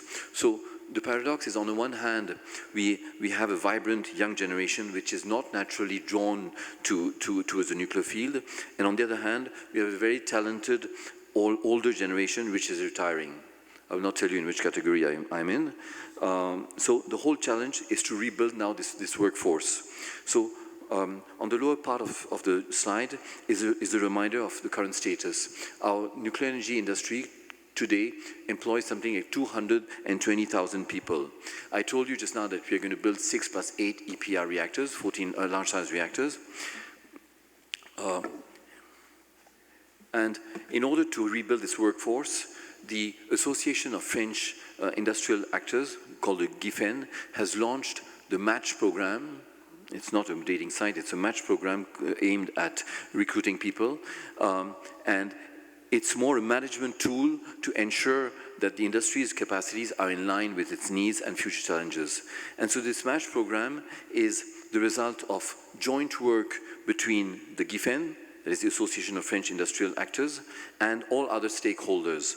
And the joint work involved estimation of future workload generated by the expansion of the country's nuclear fleet, conversion of this estimation into estimated requirements in terms of human resources and industrial tools, identification of the sector's current capacities and future needs over the next 10 years, and then finally, comparison of current and estimated needs and capacities. So the main findings of this MATCH program is that we need something like 100,000 people to be recruited, trained and recruited by 2033, which means on an average of 10,000 new people to be recruited every year from today up to 2033. This is a huge challenge. And so we also need to enable companies to anticipate the necessary measures to be implemented, and 3 areas are currently worked on. First of all, speeding up recruitment in various fields given on the slide. I've given a few examples: Forge Foundry, Control Command, Electricity, Civil Engineering, and so forth. Secondly, renewal of departures in terms of transfer of skills and know-how in a certain number of areas such as logistics, transport, material handling, and so forth. And last but not least, maintaining skills. Okay. So how was the MATCH program implemented? Through what we call the 3NC program, a French acronym for New Nuclear, New Competences, or New Skills. And so we identified 7 strategic axes, the main ones of which are given on the slide. The first one is set up a network to talk to young people about science and the energy mix. Second axis, develop attractiveness of professions and training linked to decarbonized energy sources. Third axis, develop the university training map to meet the need of nuclear experts depending on the regions. Axis number 4, awareness-raising courses in school on climate change and on low-carbon energies. And another last axis is strengthening the ties between research sector and needs, that's training PhD students in areas relevant to these needs. And the last slide I'd like to show is the following one. all these actions are taken not only at a domestic level or at a French level, but they're also taken at a European level. Since the Ukraine crisis, like I reminded in my keynote speech, a certain number of countries are going nuclear, and as a result, 2 initiatives were launched, one by France, called the Nuclear Alliance, to increase Europe's nuclear capacity by 50% by 2030, and another one by the European Union, called the Alliance, the SMR European Alliance, aimed at boosting and promoting SMR technologies. So these initiatives will require, to be implemented, will require human resources. And it has been calculated that in order to be able to implement the measures suggested by these 2 initiatives, we need 150,000 people to be recruited in the next 10 years. 150,000, which is a huge amount of, a huge number. So what we're doing now is that all the countries making up these different alliances have decided to pool in their efforts and help one another set up this workforce. So one clear example is in France, the University for Nuclear-Related Jobs. It's called l'Université des Métiers du Nucléaire in France, where we will be training French people, French students, but also students from other European countries in order to build up this workforce at a European level and reach the target which has been fixed by these 2 alliances which I just quoted. I'll just leave it at that and be ready to answer any more questions for more details on these alliances which I just talked about. Thank you very much.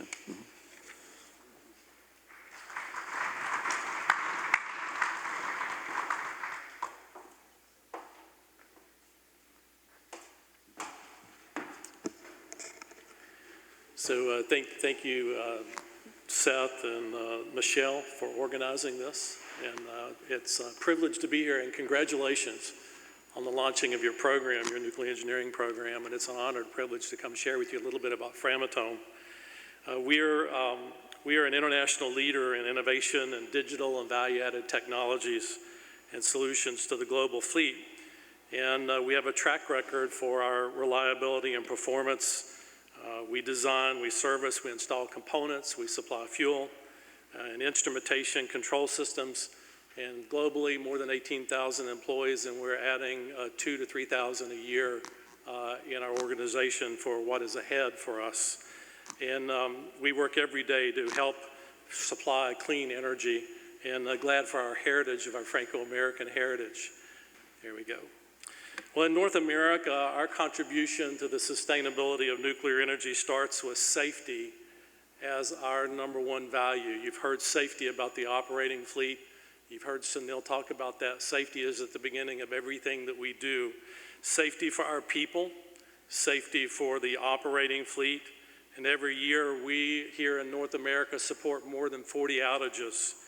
We move over 10,000 fuel assemblies. We do detailed inspections of key plant components like steam generators to assure that they are functioning at their maximum capacity as these key assets. We've been focusing our efforts towards the continuous development of products and services and solutions to the existing fleet, as well as our investment in the emerging advanced reactors market. We've worked locally with Oak Ridge National Labs with their fuel inspection programs. We've worked with them on the development of additively manufactured BWR channel clips, and those were put in Browns Ferry in 2021. And in partnership with the DOE, we've demonstrated the enhanced accident-tolerant fuel designs, which was a program that came out as a result of post-Fukushima. And we pioneered the production of medical isotopes in a commercial reactor producing lutetium-177 for treatment of cancer and saving lives. And you might have seen the announcement that Nuclearelectrica is also teaming with us in Romania to do the same thing there. These are assets, these nuclear assets are for good of the people, not only clean energy, but what we can do with medical isotopes as well. Our ambition here in North America is to be the provider that supports the sustainability of the commercial nuclear energy, and to be a leader servicing a developing nuclear fleet. And I say this, what will the fleet of tomorrow look like a decade from now? It will look much different than it does today, and we are growing and being a part of that. We do that through what we call technology bricks and our workforce that will meet the needs of those. So I'd like to talk about 2 areas. One of them is innovation, and one of them is workforce, to pick up on what Sunil shared with us there. So let me talk about innovation for just a moment. Innovation. We've continued our focus on the delivery of technology, designing systems that can deliver better, more efficient, and cost-effective solutions. Much of the fleet has benefited from innovations such as cavitation peening, and that's that little picture up in the upper left-hand side for you. That's a case where you can actually go in and do a surface treatment on the material and be able to extend the life of those pressure vessels so that the stress corrosion cracking is no longer an issue and you don't have to replace the head. And if you think about what it would take to replace the head of a reactor, it's a significant effort. And that's an innovation that keeps that from having to be done. Also, we do reactor and vessel inspections using robotics and have created some very record-breaking performance. If you visit our technical center in Lynchburg, Virginia, you'll see so many different versions of robotics and remote processes that will actually amaze you. And we've also developed a spray-in-place lining solution that help mitigate degradation of safety and non-safety piping, where miles of buried piping can remain buried and save millions by not having to replace those. And I like the joke, you say what happens in Vegas stays in Vegas. Our slogan is what's buried can stay buried. And all because of what we can do in innovation. But no topic has probably received more attention than the challenges with workforce to meet the needs of our industry. And I congratulate you that are students that you're entering this. You have a great future ahead of you. At Framatome, we have focused on knowledge retention programs and passed that on to the next generation. And we've created a campus that we call our design school. And our design school is where we grow our competencies. We develop those in advanced reactors and SMR technology. And we use that to be able to pass that on. And we actually team people together so that we're actually doing knowledge transfer as we do those projects as well. Our plans also include building out our infrastructure for what we call centers of excellence. We are adding 700 employees, and we're well on the way to doing that. We have our Advanced Fuels Center in Richmond, Washington, which has been mentioned here. And then our excellence in Virginia, and Governor Youngkin is trying to compete with Tennessee and actually investing in nuclear in Virginia. And we're investing in our workforces and our workspaces so that we can have a place to innovate. And our employees also not only train there, but our customers come in and are part of that. And I'll finish with this statement, with this comment here. And I would be remiss if I didn't mention the success story. Ron has mentioned it this morning already, but TRIGA stands for Training Research Isotopes General Atomics. And TRIGA International Cooperation is probably one of the best stories of cooperation between the French and American entities. It's a joint venture between General Atomics and Framatome, and over the years, 35 reactors worldwide have been fueled, including 18 here in the United States. And the first delivery of TRIGA fuel after 10 years was delivered to Penn State University from that upgraded circuit facility in Romont, France in September of 2023. And this same facility will be building the fuel that's going to go on the DOE's MARVEL microreactor. And so this is an area where it made sense for us to take that technology and what we were doing there, bring it in and support the Department of Energy. So thank you for the opportunity to share with you our passion and progress towards sustaining the fleet. There's a lot more that I can say, but hopefully we'll get into that into the Q&A. So thank you for the opportunity to share with you today.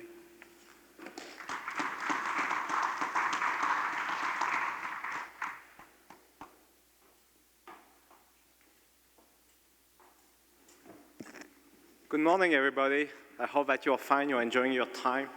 So I'm Jean-Luc Palayer, the CEO for ANO USA, and as you can hear with my accent, I'm not from Tennessee, but I'm working very hard on this. I will try to be as good as Brandon or Tracy, and don't worry, next time I will try to do my best to speak with an accent from Tennessee. I can tell you that I come here so many times that now I have realtors calling me to buy a house, and soon I will be honored to buy a house here and to be, I would say, a constituent of the state of Tennessee. So let me go directly to a presentation. So, you know, I'm glad to see Justin here from TVA, and I really appreciated your statistics yesterday. What you told us is that in 1920, electricity was only maybe 5% of the total energy mix in the United States. Today, it's 20%. and by 2050 it will increase above 50%. This is incredible. So the United States needs more electricity, and nuclear energy will be part of this mix. So the United States needs more nuclear power, the world needs more nuclear power. And you saw this picture, but maybe not this one on the left, that is the COP28, where we have 22 leaders from the major countries pledging to triple the nuclear electricity by 2050. You saw the beautiful official picture where everybody's standing up, smiling, you know, very well dressed and so on, but you didn't see that picture where it really looks chaotic, you know, it's really chaos. And you see the Mac above Senator Kerry. And I don't know what he said, but I'm sure he said, okay, it was easy to say, but how we do this? And this is really what we need to address as an industry, with the support from the local communities, the universities, is how we make sure that the United States and the world will meet its objective to triple nuclear energy by 2050. So first, we need financing, and I'm very glad that in September, 14 financial institutions, including the Bank of America, Morgan Stanley, pledged to support, I would say, this objective to triple nuclear energy. And hopefully, by 2050, the United States will go from 100 gigawatts of installed nuclear capacity today to 300 gigawatts by 2050. This is very important that we meet these milestones, because not only the United States needs more nuclear energy, but the United States needs to reestablish its leadership in nuclear energy and to support the world needs in nuclear energy also. So what is the impact in terms of fuel cycle? I wanted to give you some key statistics too. So in terms of enrichment, today, the United States needs 15 million SWU. SWU is the quantity of energy required to enrich uranium. So 15 million SWUs. The current capacity is only 5 million SWUs. So already in the US, if the US wants to be self-sufficient, there's a gap of 3 times. But if the United States wants to meet its objective to go to to increase its nuclear capacity by 3 times, it will need by 2050 45 million SWUs. So we have a gap of 9 times now. It's not only 3 times, it's 9 times. And we need to start now to build these new capacities in the United States to make sure that the US will have enough fuel to power all the new reactors that will come online in the next 20 years. In terms of backend, and I'm giving you the term of dry storage, because currently, it was explained by Dr. Felix, the United States decided not to close its fuel cycle and to store the spent fuels very safely, by the way, at all the nuclear power plants. It's called dry storage. We produce in the US about 2,200 tons of used fuel every year. And the United States can safely store them because we have 3 major vendors, Holtec, NAC, and Orano. So Orano, we are part of this business, and we provide dry storage solutions to our customers, and we know that this is perfectly fine. But so far, the United States has produced 90,000 tons of used fuels, 90,000 tons. And the US government pays the US utilities $1 billion every year to keep this used fuel in storage, $1 billion every year. If by 2050 we meet our objective to triple our nuclear capacity, it's not 2,200 tons of spent fuels that we have to store every year. It's 7,000 tons every year, and this quantity of 90,000 tons will go up to 200,000 tons. It means that this liability to the US government and the taxpayers will go up to between $30 to $50 billion in terms of accumulated costs from today. However, we are very fortunate to have visionary congressmen, including Congressman Rose and Congressman Flashman, who have really established some new legislations and policy to reestablish the US leadership in nuclear energy. And also, I wanted to give also, I would say, to applaud Congressman Duncan from South Carolina, who clearly said recently that recycling should be part of a solution to manage the used fuel in the United States. Just to give you an example, to using the numbers that Dr. Felix presented before, these 200,000 tons of used fuel, I told you, would be a liability of between $30 to $50 billion to the US government. It's, however, an asset valued at $100 billion. if we are able to use this used fuel in our current reactors and new reactors, we can save $100 billion in the purchase of uranium. This is significant, so it's a huge asset, and we need to find a way to use it. So what we have done as RANO in terms of investment, so on the left side you can see our investment that we have done in France. So we have been in the enrichment business for the last 60 years almost, 50 years. We had a plant called Georges Best 1, GB1, in the southern part of France that was based on the gas diffusion process. This process was very demanding in terms of energy, in terms of cooling. So for instance, we required 3 nuclear power plants to feed our gas diffusion plant and a lot of external water for cooling. We switched from gas diffusion technology to centrifuge technology that is more efficient. So in terms of electricity consumption, we use 50 times less electricity, and we don't need any external water for cooling. We don't need external water for cooling. In fact, what you see on this picture on the bottom left, this is our latest plant called GB2, based on the centrifuge technology. The gas diffusion plant is currently in dismantling. This is in the back of the picture, and you see these 2 wonderful cooling towers, and you see there's no fumes. Everybody believes that these 2 cooling towers were used for the nuclear power plants. No, they were used for the gas diffusion plant, and you see no fumes because we don't need any external water to cool down now our new enrichment plant. And by the way, Per, I don't know if Google needs some cool cooling towers, but they're on sale on eBay. You can buy them. But this is Ex-Works delivery, so you have to manage customs and transportation, but they're on sale. So this is what we do in France, and we just decided since the invasion of Ukraine by Russia in February of 2022 to increase our capacity of our existing French plant by 30% to make sure that we meet the demand of enriched uranium free from Russian and Chinese influence.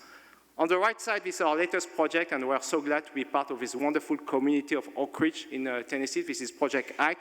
So Per will be your neighbor. I mean, we love to see your Keros Hermes prototype. We are very close to TRISO X also. We are very close to Oak Ridge National Lab, and I can tell you that thanks to Governor Lees, Congressman Flashman, Mayors Creswell, Gooch, and Frank, and of course the amazing local community, we are so honored and proud to be Tennessean. In terms of recycling, so I wanted to tell you that we started commercial recycling in 1958. 1958 is a very important date because in 1957, it is where the United States decided to stop commercial recycling. In the US, in 1957, so we decided to stop commercial recycling. A year later in France, we decided, on the contrary, to use recycling as a solution to manage our spent fuels. So we've been in operation for almost 70 years, and our latest plant is based in La Hague, in Normandy, very close to Omaha Beach. So if you come, I mean, I will be honored to tour you at the same time our facility and the beach, where obviously the American soldiers with the Canadian soldiers and the French and I don't want to forget the British soldiers came to save France, Europe, and the world from barbarism. So anyway, we'll be pleased to be your tour. So this facility has been in operations for many years. We have been in recycling for 70 years. But recently, the French government decided that the back-end policy will be recycling until 2100. It means that for the next 75 years, we'll continue to do recycling in France, and we hope to do this in the United States, by the way. So it's what I will talk about. So what we do to promote recycling, of course, we organize a lot of tours of the Hague facility. The picture that you see on the top right, this is me with Commissioner Caputo from NRC and an NRC delegation. They were very pleased to see this facility. And you can see that I'm surrounded by 2 small canisters. I mean, I'm very short, so we can see that these canisters are also very small. These canisters represent the final nuclear waste coming from powering the entire life of 500 people. So this is what it represents, is what Sonifex show you on this small box, the entire waste of France. And they contain the final isotopes that are considered as a waste. But in fact, they are not a waste. It's what we are discovering. We just had recently some discussions with Oak Ridge National Lab and NASA to see how we could extract, for instance, from this final waste, americium-241. So I don't know if you know americium-241. Do you know? I hope so. Because everybody has americium-241 in their household. It is used in every single smoke detector. So you have americium-241 in your home. But more importantly, the half-life of americium-241 is close to 500 years, so 432 years exactly, and is currently considered by NASA to be used for space exploration. Because when you will send power units to Mars and beyond Mars, and you want these power units to be used for the next generations of explorers, you want these units to last for 500 years. It's what americium-241 will do, and therefore will be able to reduce the final waste and increase recycling rate of the spent fuels from 97% to 98% and even 99%. And that's why we're working with Shine and other companies in the US to see how we could extract most of these radioisotopes from this final waste. So you can see this picture on the top. I love this picture because I'm very happy. I'm very happy and honored to be surrounded by the two national champions of nuclear energy in this country and most likely in the world, so Congressman Flashman and Secretary Granholm. These pictures also illustrates how the industry, with Congress, with DOE, should work together. Of course, I'm missing the faculty members, so I'm so glad to be here at Tennessee Tech and to see also some faculty members from UT with the local committee, but it's how we should work together to make sure that the United States will reestablish its leadership in nuclear energy. Also, I'm confident that we will soon address with Congress and DOE, I would say, what we do with the used fuels. As I said, there's a lot of potential in this used fuel. It can be used to refuel the new reactors, the advanced reactors. But also all these radioisotopes, we have not seen all the values that they could bring to us. We know that they could be used for space explorations, for telecommunications, but also to cure cancers and save lives. So the possibility is limitless. And I'm sure that in this room, there's a student here in this room that will find some new applications, some wonderful applications of his radioisotopes, so that it can most likely save lives in the future or be used to send people to maybe to Mars or beyond Mars. So please keep this in mind. The stockpile of used fuel that we have in this country, the 90,000 tons that will soon become 200,000 tons, is not a liability.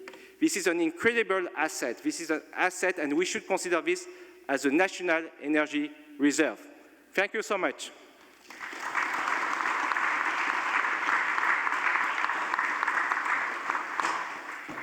Good morning, Todd Asmuth with Shine.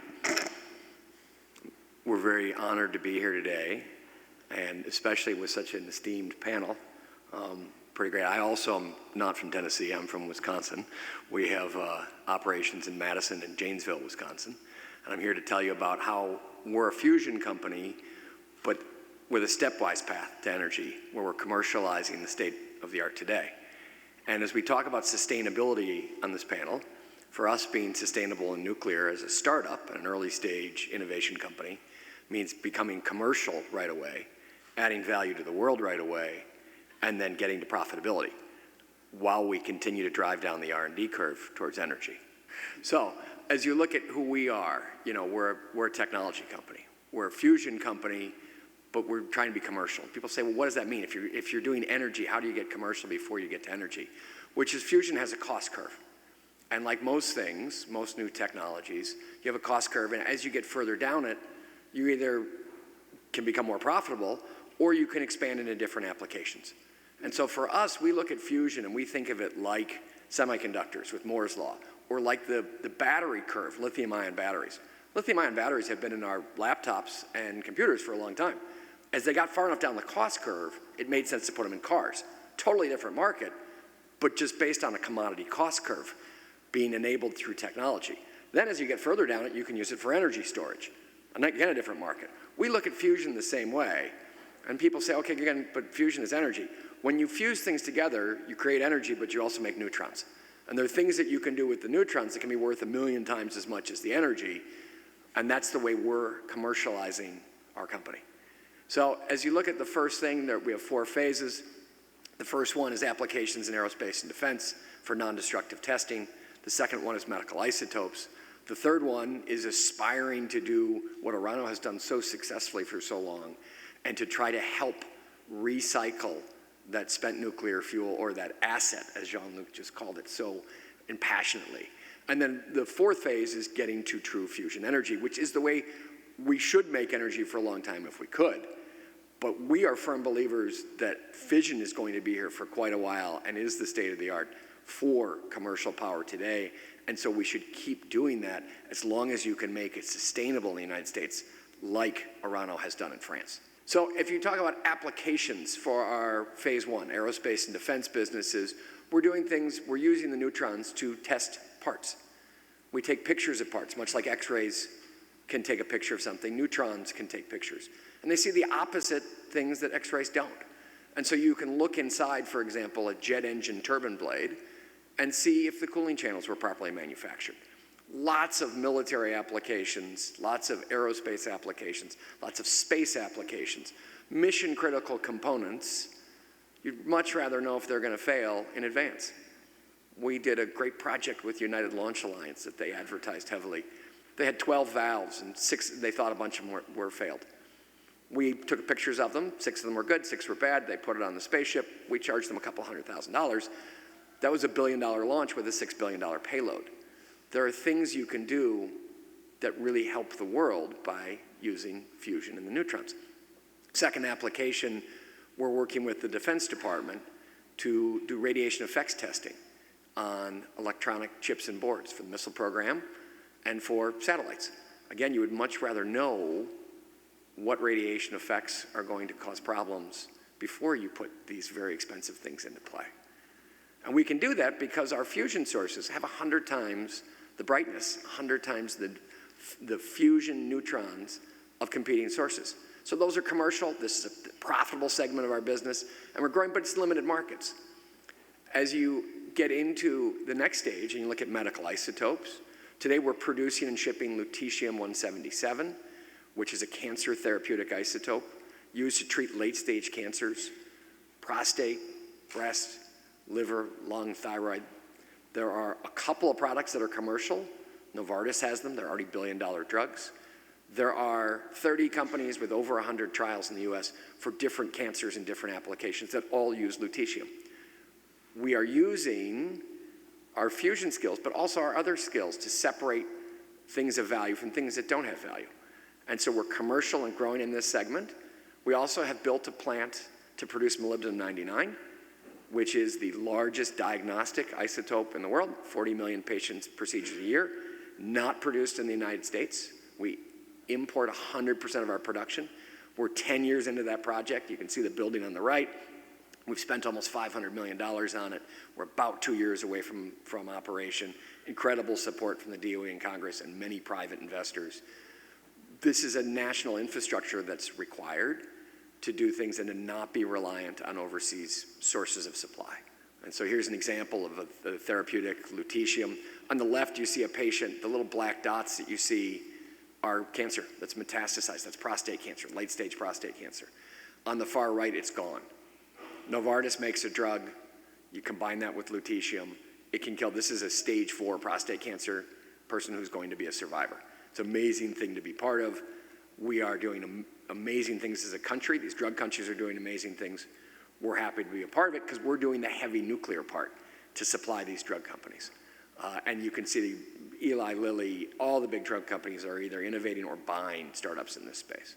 As we talk about our next phase, which is recycling nuclear waste, we divide it into 2 stages.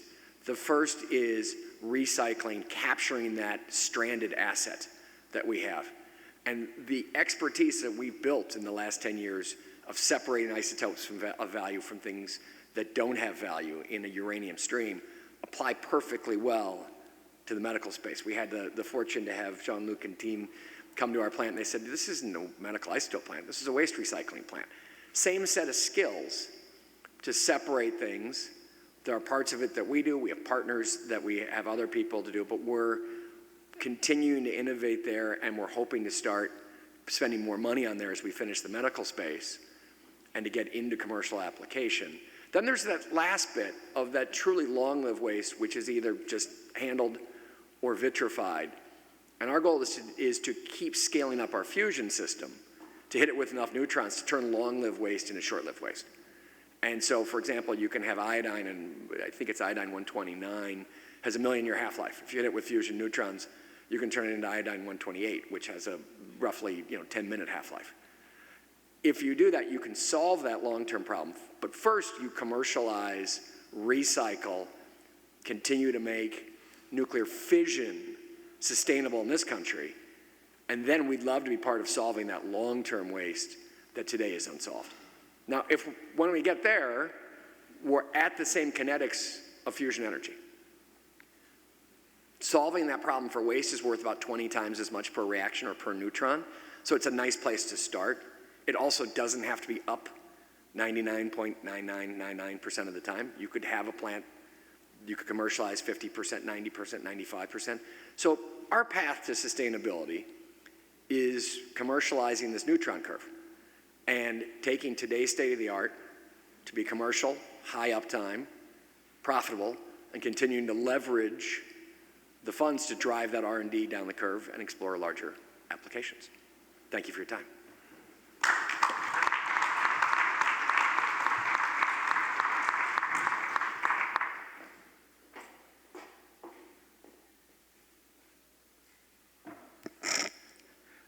Thank you. I'm Per Peterson, and I'm the Chief Nuclear Officer for Kairos Power. It's a real pleasure to be able to visit here.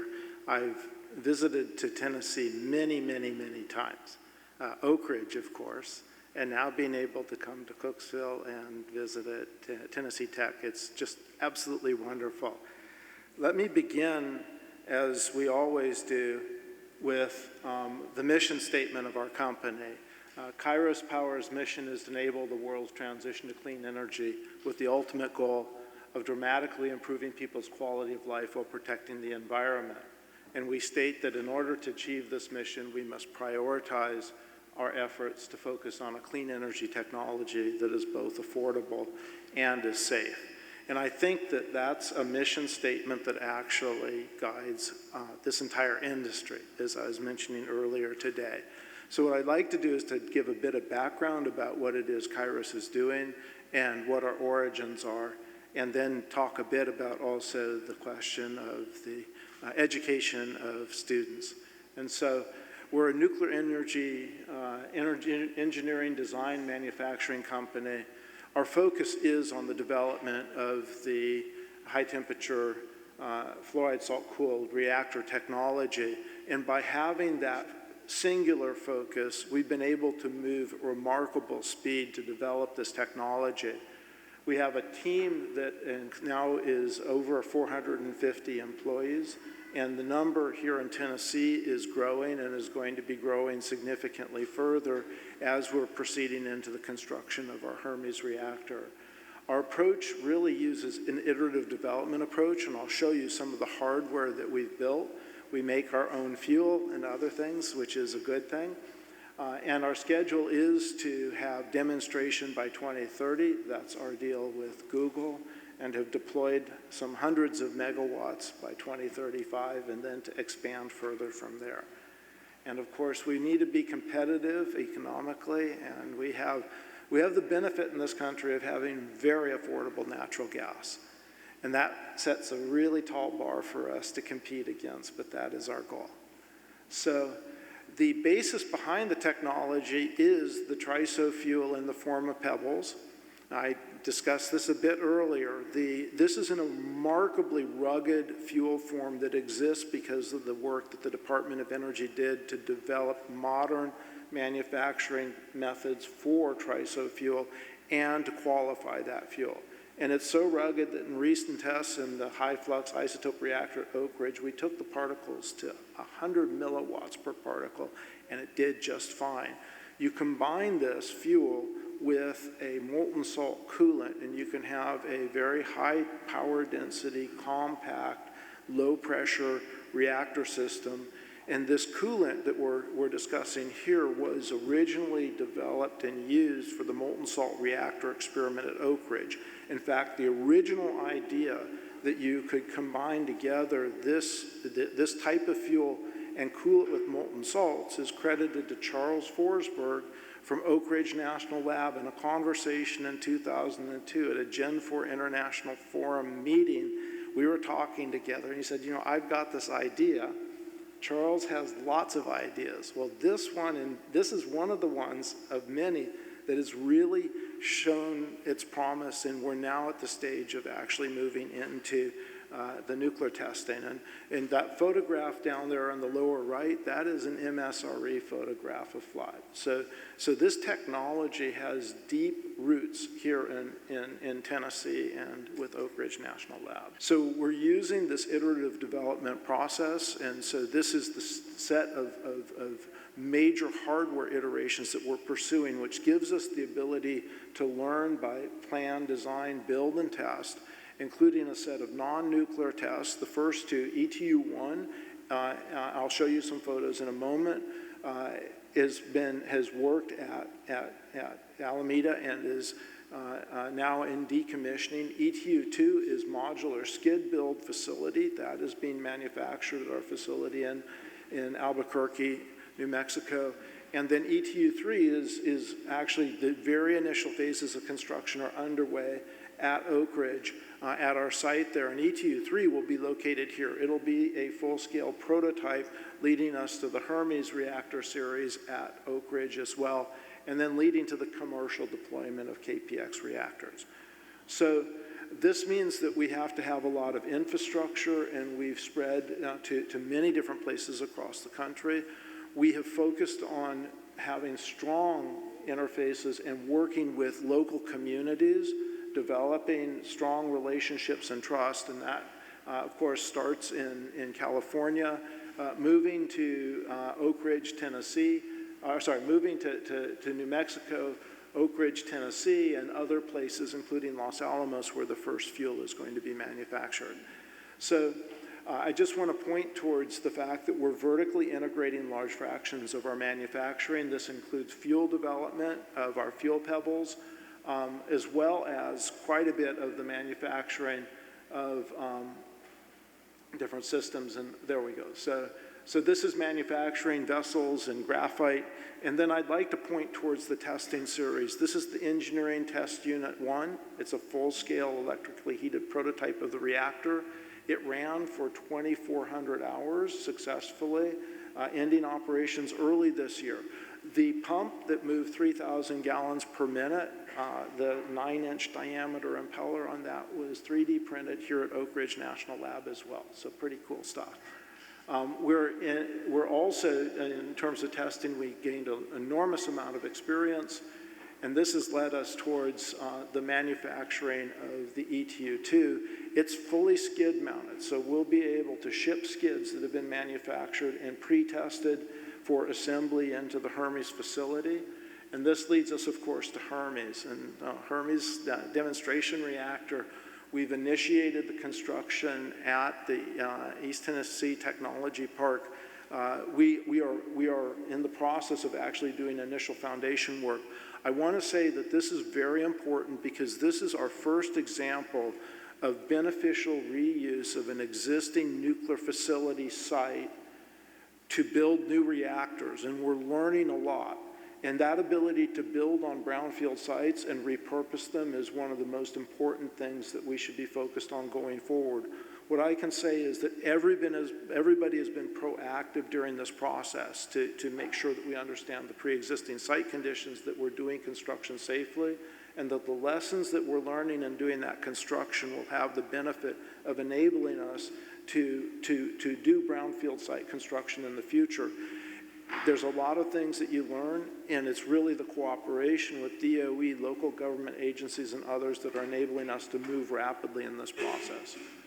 So we're, of course, going to build, this is the current design for the Hermes reactor, and we look forward to having people come and visit once it is constructed. And let me say that we have a strong commitment to local communities, and we do want to make sure that we're engaging all the way across Tennessee in terms of being good citizens, because this is a technology that has the potential to deliver enormous amounts of clean energy. A single pebble of this size, a single fuel pebble, replaces the need to burn 4 tons of coal. And that's pretty impressive. Okay, so with that, thank you, and we look forward to the discussion.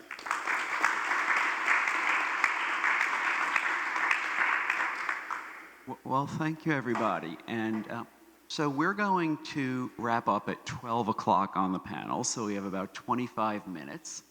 I'm going to go off the agenda a bit, and rather than just questions among the panelists and then questions from the audience, let's mix that up. And as there's questions from the audience, please also raise your hands. But I'll start with one question. First for the audience, is there anyone here from Idaho? Okay, good. So Jean-Luc, Orano had originally announced plans to build the enrichment plant at Eagle Rock in Idaho, and now you're here in Tennessee. What happened? It's a very good question. I was in Idaho last week to exactly tell to the senator and to the local committee why we selected Tennessee. And I will be honest, I mean, when we started this process to look for the future site for enrichment plant, Tennessee was even not on the map. And what is ironic is that we started this process in Memphis, Tennessee. And we had 6 states. Of course, Idaho was our favorite site because it was a site that we still own. We had a license, and it's a perfect site for an enrichment facility. But then when I met with Governor Lee and TNECD, I'm glad to see Kelly here, but Commissioner McWhorter, of course, Congressman Flashman, and the local community, I was really impressed by the level of energy that they brought to make sure that we would make the right decision. One of the, I would say, criteria was mainly the nuclear policy that Governor Lee has implemented since 2023 that is really impressive.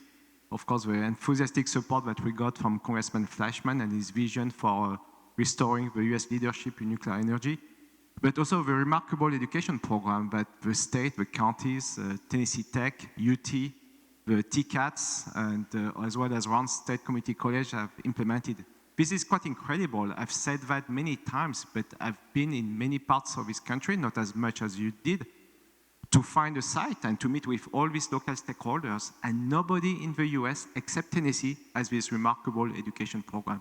Because you start from the K-12 up to the universities, but it's not only engineers. Yes, we need nuclear engineers, we need chemical engineers, but we need welders, we need project controllers, we need project managers, we need staffers, administrators, we need operators. And I can tell you that you can provide all these different workforce, all these different education and training programs that we need, and we are so pleased to see this here in Tennessee, and that's why we decided to come to Tennessee. And of course, the local support that we got in Oak Ridge from the Round and State counties. I'm so glad to meet this morning again with Wade Creswell, the executive county. I'm glad to see Tracy, the president of ETEC. This is very important too. I mean, we have always felt welcome in the Oak Ridge and in this great state of Tennessee. Well, thank you. And again, if anyone in the audience has questions, please raise your hands at any time. But let me turn to you, Todd, for a second. It was interesting when you were talking about medical isotopes. I think I picked up an inference that somehow can translate also into recycling of nuclear fuel, how that connects. And also, just going in a different direction, you mentioned prostate cancer, which is only for men. Have you looked into applications for ovarian or breast cancer? Breast cancer mostly for women, but not only. Yeah, thank you. There we go. So the first thing is, a lot of these applications, and the world views things and what the result is. So many investors, and I've spent most of my time driving our investor relations process and strategy there. Investors look at it by markets. To technologists, and here at a nuclear, technology program, an event, it's the skill sets that are the key. And a really neat thing, there's a book I really like, Peter Thiel, the investor, the first out, PayPal, first outside money in Facebook. He said the best way to dominate a large market is first dominate a small one and build the team and technology and capabilities to scale.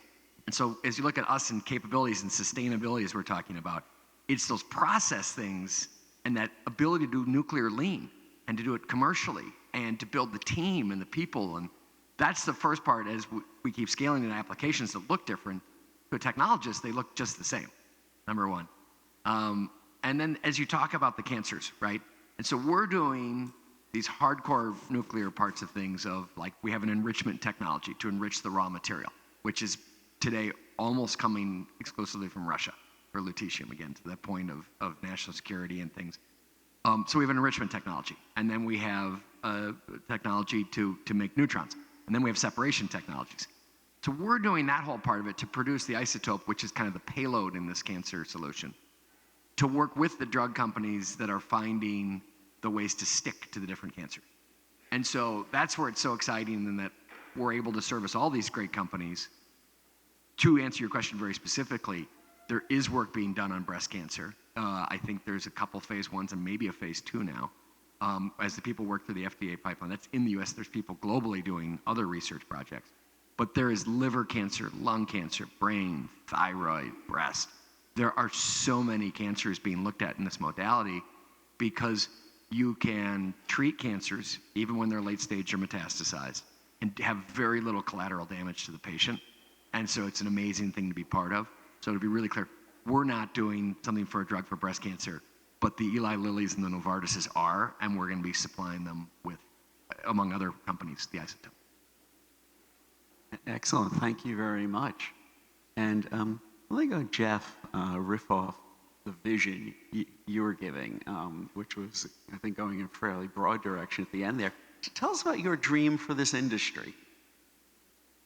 Well, I'll start from my son, and then I'll work my way backwards. I have a 19-year-old that's his second year in mechanical engineering, and if I sit down and look at where most of us who are older here and what we've experienced, and what that means for him and what that means for you as a student, if you sit down and look at the assets of the nuclear industry, we started off with a lifespan of 40 years.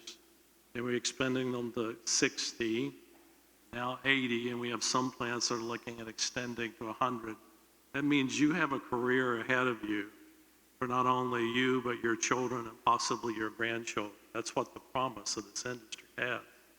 And so my dream is to be able to, what that means for us as a people with the clean energy.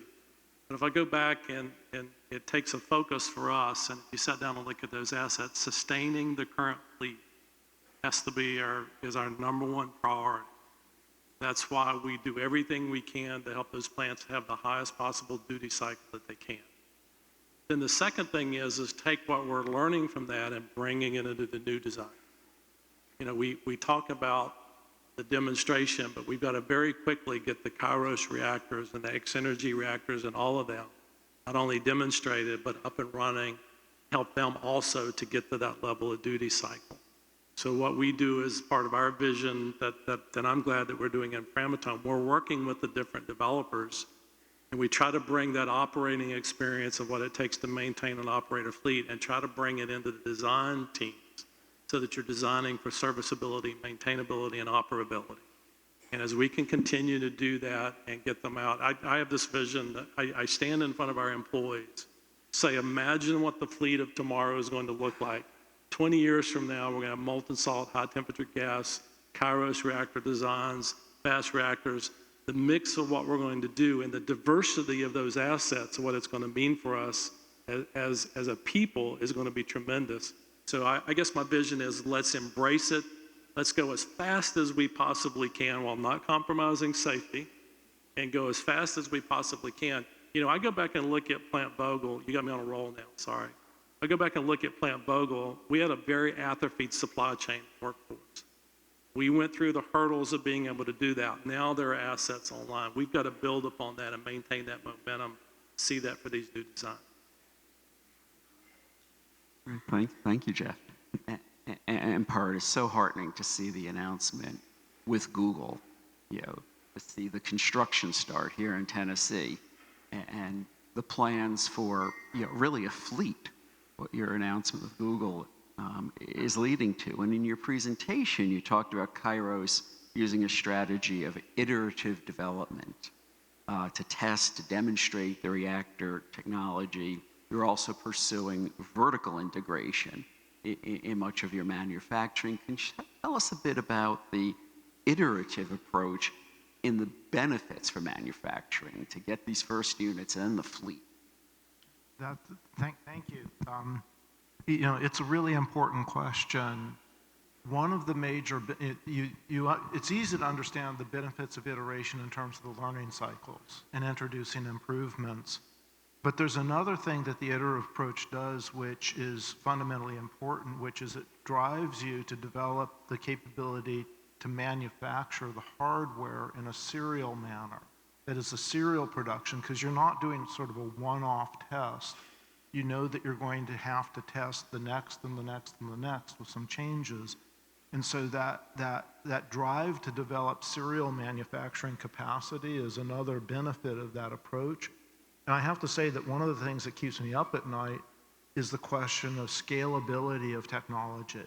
That is, once you've got it running and working, how do you scale the number that you deliver? This is the Starship question, you know, that Elon Musk talks about all the time as well. And so in looking at our technology, I've not been able to identify anything that does not scale at a high rate. There's no heavy forgings. And actually what I tell you is the one that concerns me the most, initially actually is easy because it takes very little fuel to start up an FHR, because they go critical with very small amount of fissile material and they have high power density. However, that means also fuel depletes rapidly. So you're hit with the need to replace fuel pretty early. The ability to scale the fuel manufacturing at the rate that you're scaling the reactor deliveries and to actually deploy enough by 2050 that you've achieved the mission of enabling a world's transition. That's not a 1% thing, right? That ability for us to scale the amount of nuclear power that we deliver by being able to do the manufacturing piece, I think that's the other critical benefit that comes from the iterative approach. You're forced to answer that question early on. Well, thank you. And a question from Ron Feibisch of General Atomics. Hi, thank you, sir. So, Perry, you stole my question, and you also answered it. I was going to ask, what if there is one thing, you heard a lot about opportunities and challenges, but if there is one thing that keeps you up at night, what would that be in terms of guaranteeing the success of the future of nuclear in this country and in the world? I didn't want to put anybody on the spot, so I'm just asking for volunteers to answer the question. Per already answered, you said scaling. I can continue on my speech on recycling, because I really believe that it has to be considered as a solution. And I will give example of Russia. Because before the invasion of Ukraine, Russia was very successful in Eastern Europe. They have sold their reactor designs, they are selling their fuels, and they are taking back all the spent fuels. And you could say, okay, this is Russia, they put their spent fuel somewhere in Siberia and nobody cares. It's not the truth. What they are doing, they are taking back the spent fuels of their customers to recycle them and burn them into their fast neutron reactors. And they are very smart, because they know that this spent fuel is considered a waste in Europe and is considered as a big asset in Russia. And they can regenerate power thanks to a spent fuel that they're recovering, free of charge, by the way, from Eastern Europe. So I really believe that if the United States wants to be the leader with its allies in nuclear energy, we need to address the question of what we do with the used fuels in this country first, so that we can propose acceptable solutions when we sell our technology overseas. Well, thank you. And yes, please, Todd. It's a great question. And as a follow-up, I love that answer. I would give one more, which is cost. And cost is a reflection of technology, execution, and time. And so we talked about Vogtle, right? And it was a success from a technology. It'll be success from an energy and clean energy for decades. It was not successful in terms of cost. And the first one rarely is. And so as you look at things, if this industry can learn to bring costs down by executing, by repeating, and part of that's regulatory, and part of that's workforce, and part of that is supply chain. There's so many parts that come together, but it's required because you can build one of a fission plant or an SMR or a fusion plant and not be cost competitive, but you can't build 100.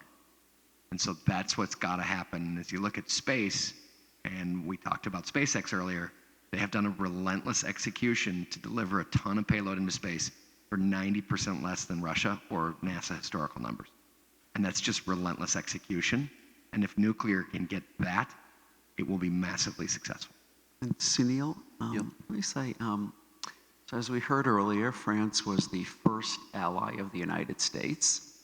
And I would say that what France is doing now is extremely important to holding the West together. That had France followed Germany's terrible example of shutting down its nuclear power plants and turned to rely on fossil fuels from Russia through the Nord Stream pipeline, which was Germany's plan, there would not have been the ability for Europe to get through the winters, but for the French nuclear fleet. And as we've heard today, France is supplying nuclear energy to neighboring countries. Including Germany. Including Germany. And it's very heartening to see what you presented on the plans for the 6 more EPRs in France, 8 more EPRs after that, and tying into the sustainability theme here with the workforce of just the tremendous workforce it takes to build 1 EPR, let alone 14. You tell us a little bit about the challenges that you're facing and how you're overcoming them in just the tremendous workforce needs. Definitely, our very ambitious plans to build 6 plus 8 EPR can only come through if we overcome a certain number of challenges, which are, rightly enough, huge. But do we have an option? No, we have no option whatsoever. And therefore, we have to find the resources at a domestic level as well as at a European level to meet these challenges. The money has been secured by the French authorities to build the first 6 EPR reactors, but money is not everything. You also need workforce, and that's why we're relying on a network of European countries help so that each of these countries help the others build up this workforce. So that's the main workforce, building up the workforce and the supply chain. So those are the major challenges we are faced with. Without wanting to underestimate the importance of having to find money to fund all that, we have the money because we know that we can save in other areas and all, and we can provide the funds for that. But we cannot possibly just train people in a couple of months, in a couple of years. You need experience and so forth for that. So building up the workforce and building up the supply chain are the major challenges which we have to face. So that's my answer to your question. If you allow me, I just would like to make a comment as a result of following the question which is asked about by our friend from General Atomics about what keeps us awake at night. I totally agree with Jean-Luc. I totally agree with Todd. Cost, recycling are extremely important. But another aspect, and I touched upon this just now, is safety. We all are very strong supporters of nuclear energy, and the more nuclear reactors we build in the world, the better the stronger the chances we have to fight against climate change. That said, and without wanting to sound derogative vis-a-vis or towards any country whatsoever, we have to be extra careful as to where we export our nuclear technology. We have to make sure that whatever country we export our technology to, they have the safety standards, they have the safety culture, they have the safety authorities, they have the manpower, trained manpower to handle this. Because like we say, one accident somewhere is an accident everywhere. And we have to be extremely careful as to make sure that commercial considerations and all do not override safety considerations. Can I add a comment about Yes, what's going on in France as an observation? Having worked here in the U.S. and all the different designs, when France made a commitment to go up to 14 reactors, they basically sent a demand signal and a commitment that's now aligning the infrastructure and workforce development.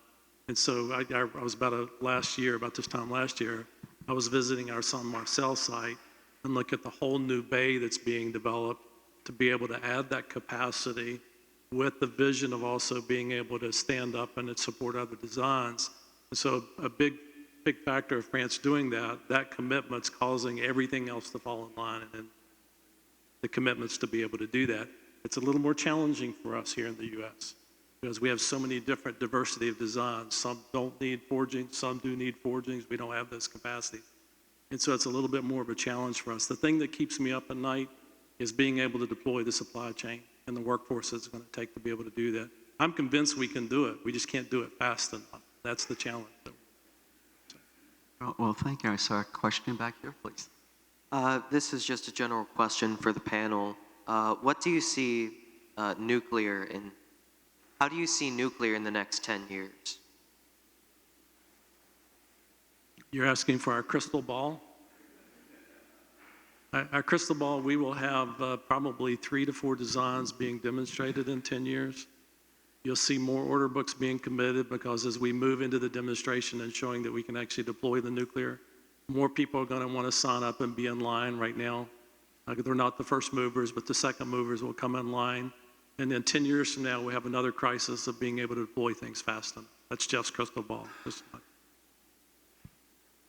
I can answer. I think the most important thing that is changing is that young people have very different attitudes about what's important. And they've looked at the technologies and they've recognized the intrinsic benefits that nuclear technology does provide. And they have very different opinions from older generations. And I think that that's going to be the thing that will drive us forward and make us successful in decarbonizing energy supply.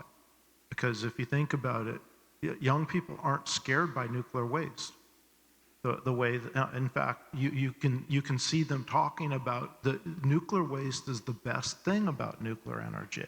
Isn't it a remarkable thing to have that shift in attitude because it's such small quantities, because we have the technology to handle it, because it's safe, it's never hurt anybody, because there's technologies that we can develop that can recycle it. Why should people be afraid of these things? And once you recognize that you don't need to be afraid, then you can enable the deployment. And I do think this, gathering here at this university, setting up a new nuclear engineering program, training the next generation to do this work, is going to be the thing that is going to make nuclear successful. And it'll involve many different technologies, but it's really the people and the communities that are going to be vital to making this successful. If I may add one comment to your question, I also don't have a crystal ball, but I think more and more people are getting aware of how important nuclear energy is to fight against climate change, answer the concern of energy security concerns. If you ask me what do you think nuclear energy is going to be like in 10 years, I'll say nuclear energy is going to be, you'll have more nuclear capacity in the world. Everybody knows that. But then what's going to be extremely interesting to note, to examine in the next 10 years is what you call in English, the survival of the fittest. You have lots of designs currently being developed. Large size reactors, small size reactors. I showed in my slide 80 designs of SMRs being developed. Do not tell me that 80 are going to come out, will be commercially viable. Which means what? Which means that in order for a concept to be commercially viable, you have to sell it in as many copies as possible. And that's when, what do you call it in English, the acid test. The acid test is going to be which ones are the most economically viable. And that's when you'll see lots of these 80 designs just disappear because they're not commercially viable, and the fittest will survive. And what's going to be interesting to see is what are the concepts, the 3 or 4 concepts which are going to survive, because you cannot hope to have more than 3 or 4 which survive, because in order for one design to be competitive, you have to sell it in as many copies as possible. If you have 100 designs, you cannot possibly sell enough copies for each design to be. What's going to be very interesting to see, notice in the next 10 years is which are the concepts which will survive this cutthroat battle, because the criteria is, are you competitive enough? Jean-Luc? Yeah, so I would love to meet with you again in 10 years to see if everything that we said will become true. But I will talk about my favorite topic, that is enrichment. That's why we're here. We are here as a company in Tennessee. What I see in 10 years is thanks to everything that the Congress, DOE have implemented. I'm sure that in 10 years there will be 3 large enrichment plants in the US, one of course in New Mexico, one in Ohio, and a large one here in Tennessee, because we need all these plants. Is what Jeff said, we need to go fast, and nuclear energy will grow. We need to provide the fuel, because without the fuel, Google will not have any power, Westinghouse will not have any power, and so on. So we need to go fast, and it's not a competition amongst, I would say, the enrichers here in the United States. It's about collaboration. And thanks to the support of DOE and from Congress under the leadership of Congressman Flashman, I'm certain that 3 large enrichment facilities will be built and will run in 10 years from today. So let's say Sunil, Jeff, Jean-Luc, Todd, Eric, I look forward to running into all of you when we're here recruiting students for internships, and again when we're back here recruiting them for jobs in this growing industry. I'm very heartened that this university is staying close to industry, because the recruitment is happening where professors are teaching what the industry needs to recruit. And that's a constant cycle, and I think industry meeting with the university, university with the industry, is going to help propel this program to be extremely successful very quickly. And with that, I want to thank Michelle for organizing, and Congressman Fleischman, as always. Thank you, everybody.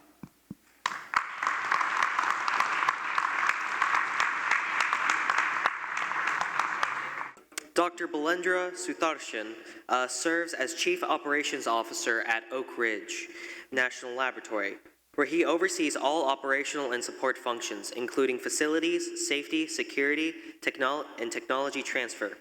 With a distinguished career spanning roles at Pacific Northwest National Laboratory, Argonne National Laboratory, and Westinghouse Electric Co., Dr. Sutharshan brings deep expertise in nuclear engineering and leadership. He holds advanced degrees from MIT and the University of Toronto, and is recognized as a 6 Sigma Certified Master Black Belt.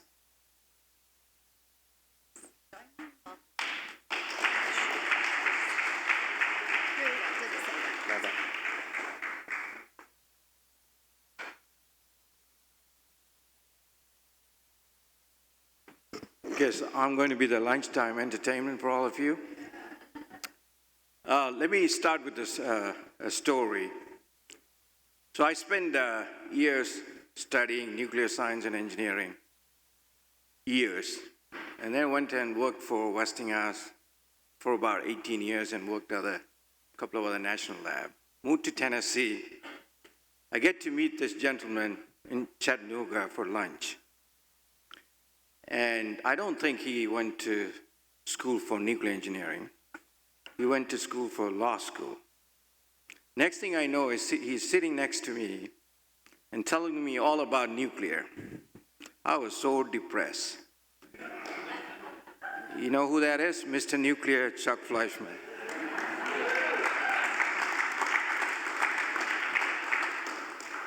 I'm still working with MIT to get my money back.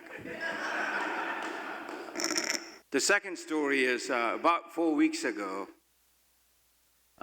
Michelle called me about this World Nuclear Conference. And she said, hey, I'm planning to do this. What do you think?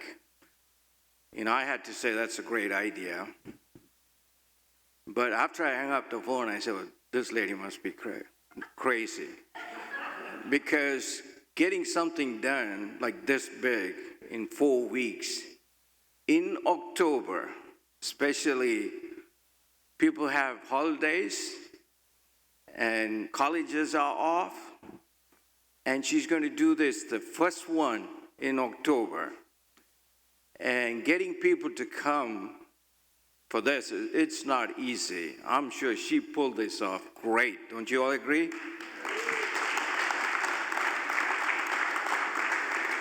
So thank you, Michelle. This is great. I can't wait to see the second one, because this is going to be even better. Hopefully you start before 4 weeks before this. Thank you for having me. I think I would like to say a few things about Oak Ridge National Lab. Oak Ridge National Lab has pretty rich history in terms of nuclear innovation. Dates back to Manhattan Project. You know, back then, we were very focused on winning the war. And then after the war, we pivot from how do we win the war to how to power cities safely. And in the past 60 to 70 years, you know, as East Tennessee, not just Oak Ridge National Lab, I think did an amazing job moving from winning the war to applying nuclear technology for peaceful applications. Whether it's nuclear power, whether it's application in agriculture, whether it's a nuclear battery for space exploration, and nuclear medicine. Today, we in Oak Ridge capable of producing about 290 isotopes out of the 350 used in the nation. And that's applied across many places, including cancer treatments, as well as national security purpose and safety of airports and lots of different things. So I think nuclear has many, many applications. The one we are talking mainly about, fission. The other piece is, this is what frustrated me even more when I sit down with Chuck Fleischman, is that he knows most about fusion than I do. And so I get to learn fusion from Chuck Fleischman than anybody else. I can't even find anybody in Oak Ridge National Lab who would teach me about fusion. So, you know, just kidding about Chuck Fleischman, I think we are very lucky to have you for keeping nuclear in the mix of clean energy in DC. It's not an easy job to do that. You work with all the stakeholders and then also making sure that nuclear is in the map. So thank you for what you do. I'm we are all extremely thankful for what you do. I could talk days about Oak Ridge National Lab and its capabilities. First of all, we have to thank very much DOE for their sustained investment in our existing capabilities, as well as adding new capabilities in Oak Ridge National Lab. So without DOE investment, we won't be where we are. So thankful for that. So today, we have one of the fastest computer in the world, right? So what's great about having a fastest computer in the world? If you go down there, a bunch of boxes sitting there, right? So it's a good place to photo op, take pictures to say, hey, I stood right next to the fastest computer. But what's interesting is when it comes to, it's not just fastest computer. For the computational power it provides, it's the most power efficient machine that you could find. That's the one I don't think we as Oak Ridge National Lab in this nation will lose that race. We might lose in terms of fastest computer, but we won't lose the fact that it's most power efficient machines for the computational power it provides. Okay, so what's that mean to nuclear? You know, a long time ago when I was doing my, how am I doing time? I gotta watch out that too. When I was doing my graduate studies days, you know, I had to leave the computer run for months to find out what the results are. Today, that's just a small piece of the reactor to run that case. Today, with this fastest computer, we could run entire reactor and simulate the entire reactor and figure out how do we make the design most efficient and more safety. That is what the powerful thing about this fastest computer. And the other thing that back in 2006, 2008, when we thought there was a nuclear renaissance, it never took off the way we felt, especially in this country. Part of the reason I think some of you already talked about is supply chain. And we rarely find suppliers in this country for good reasons, because if there is no demand, nobody's going to carry the extra burden requires to produce nuclear-related components, which is the NQA-1. It's pretty expensive to keep that capabilities. You need to show some orders for them to keep that going. The thing what we have in Oak Ridge is we have, some of you might have seen this, advanced manufacturing capabilities. We probably work with about 300 plus companies to make that manufacturing much easier, more efficient. Those days it was hard to make. Today it's possible to make. And this is a collaboration with the University of Tennessee. And this is actually, you could feel it, the products that we produce. And if you haven't heard about this, we also printed a reactor without the fuel in it. So those are the capabilities we have in Oak Ridge National Lab. The other thing I mainly wanted to mention is in nuclear, whether it's a fusion or whether it's a fission, if you dig deep into any problems, you will end up in material problem. That's where most of these issues are. Oak Ridge National have one of the best, I personally believe, materials program, especially because of some of the capabilities we have. Again, one of the fastest computers, as well as the neutrons that we can use to really understand at the atomic scale level, which allows us to move material faster from the lab scale invention all the way to application in real world application. So those are some of the few things to mention about some of the capabilities we have in Oak Ridge National Lab. And the other thing I wanted to, one more thing I wanted to mention before Michelle kicked me out of here, is we always tend to attract really smart people, okay, in Oak Ridge National Lab. The interesting thing is most of the people who come to lab to work, they're very passionate about the mission. Because we don't, I don't want to make this out there, but I don't think we pay enough like the industry.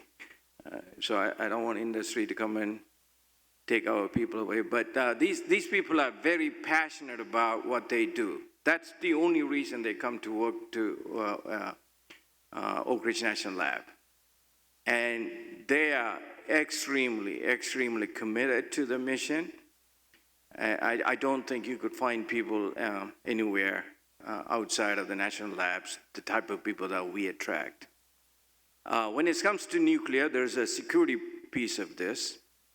And we do also have a big non-pro programs to make sure the nuclear materials and things are in the right hands. And so I think there's a lot of things to talk about. Somebody mentioned the other day, I think probably Chuck mentioned, I don't know whether I should say Chairman Flashman, I think, mentioned about that we in Oak Ridge National Lab have 24 DOE recognized capabilities out of 25. There's only a few national labs have that. We're already working on the 25th, so we will be full scale. And so it has a multi-purpose lab. And it's a good thing about it is if you have a problem, there's always somebody out there who knows how to solve it. And the only tough part is finding that person in Oak Ridge National Lab. So otherwise, you can always find somebody to do your problem. I'm not trying to boast about Oak Ridge National Lab. All I'm trying to say is, hey, if you have a problem, we'd love to work with you, help you. That's what the National Lab is for. And so always open for business. Thank you.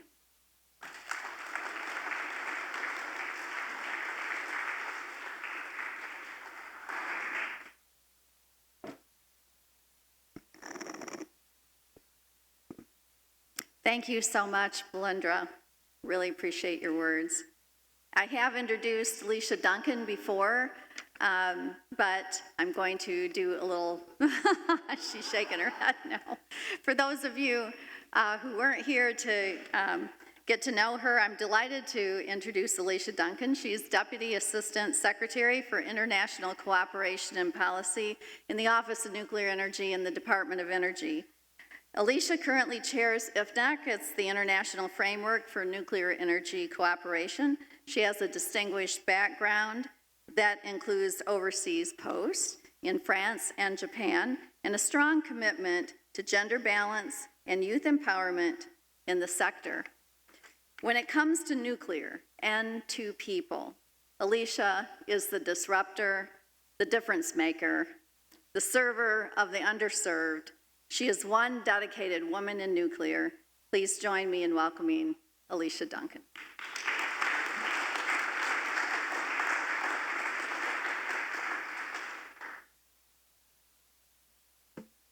So I'm actually tall, so I'm wondering how this works. Okay, can you hear me?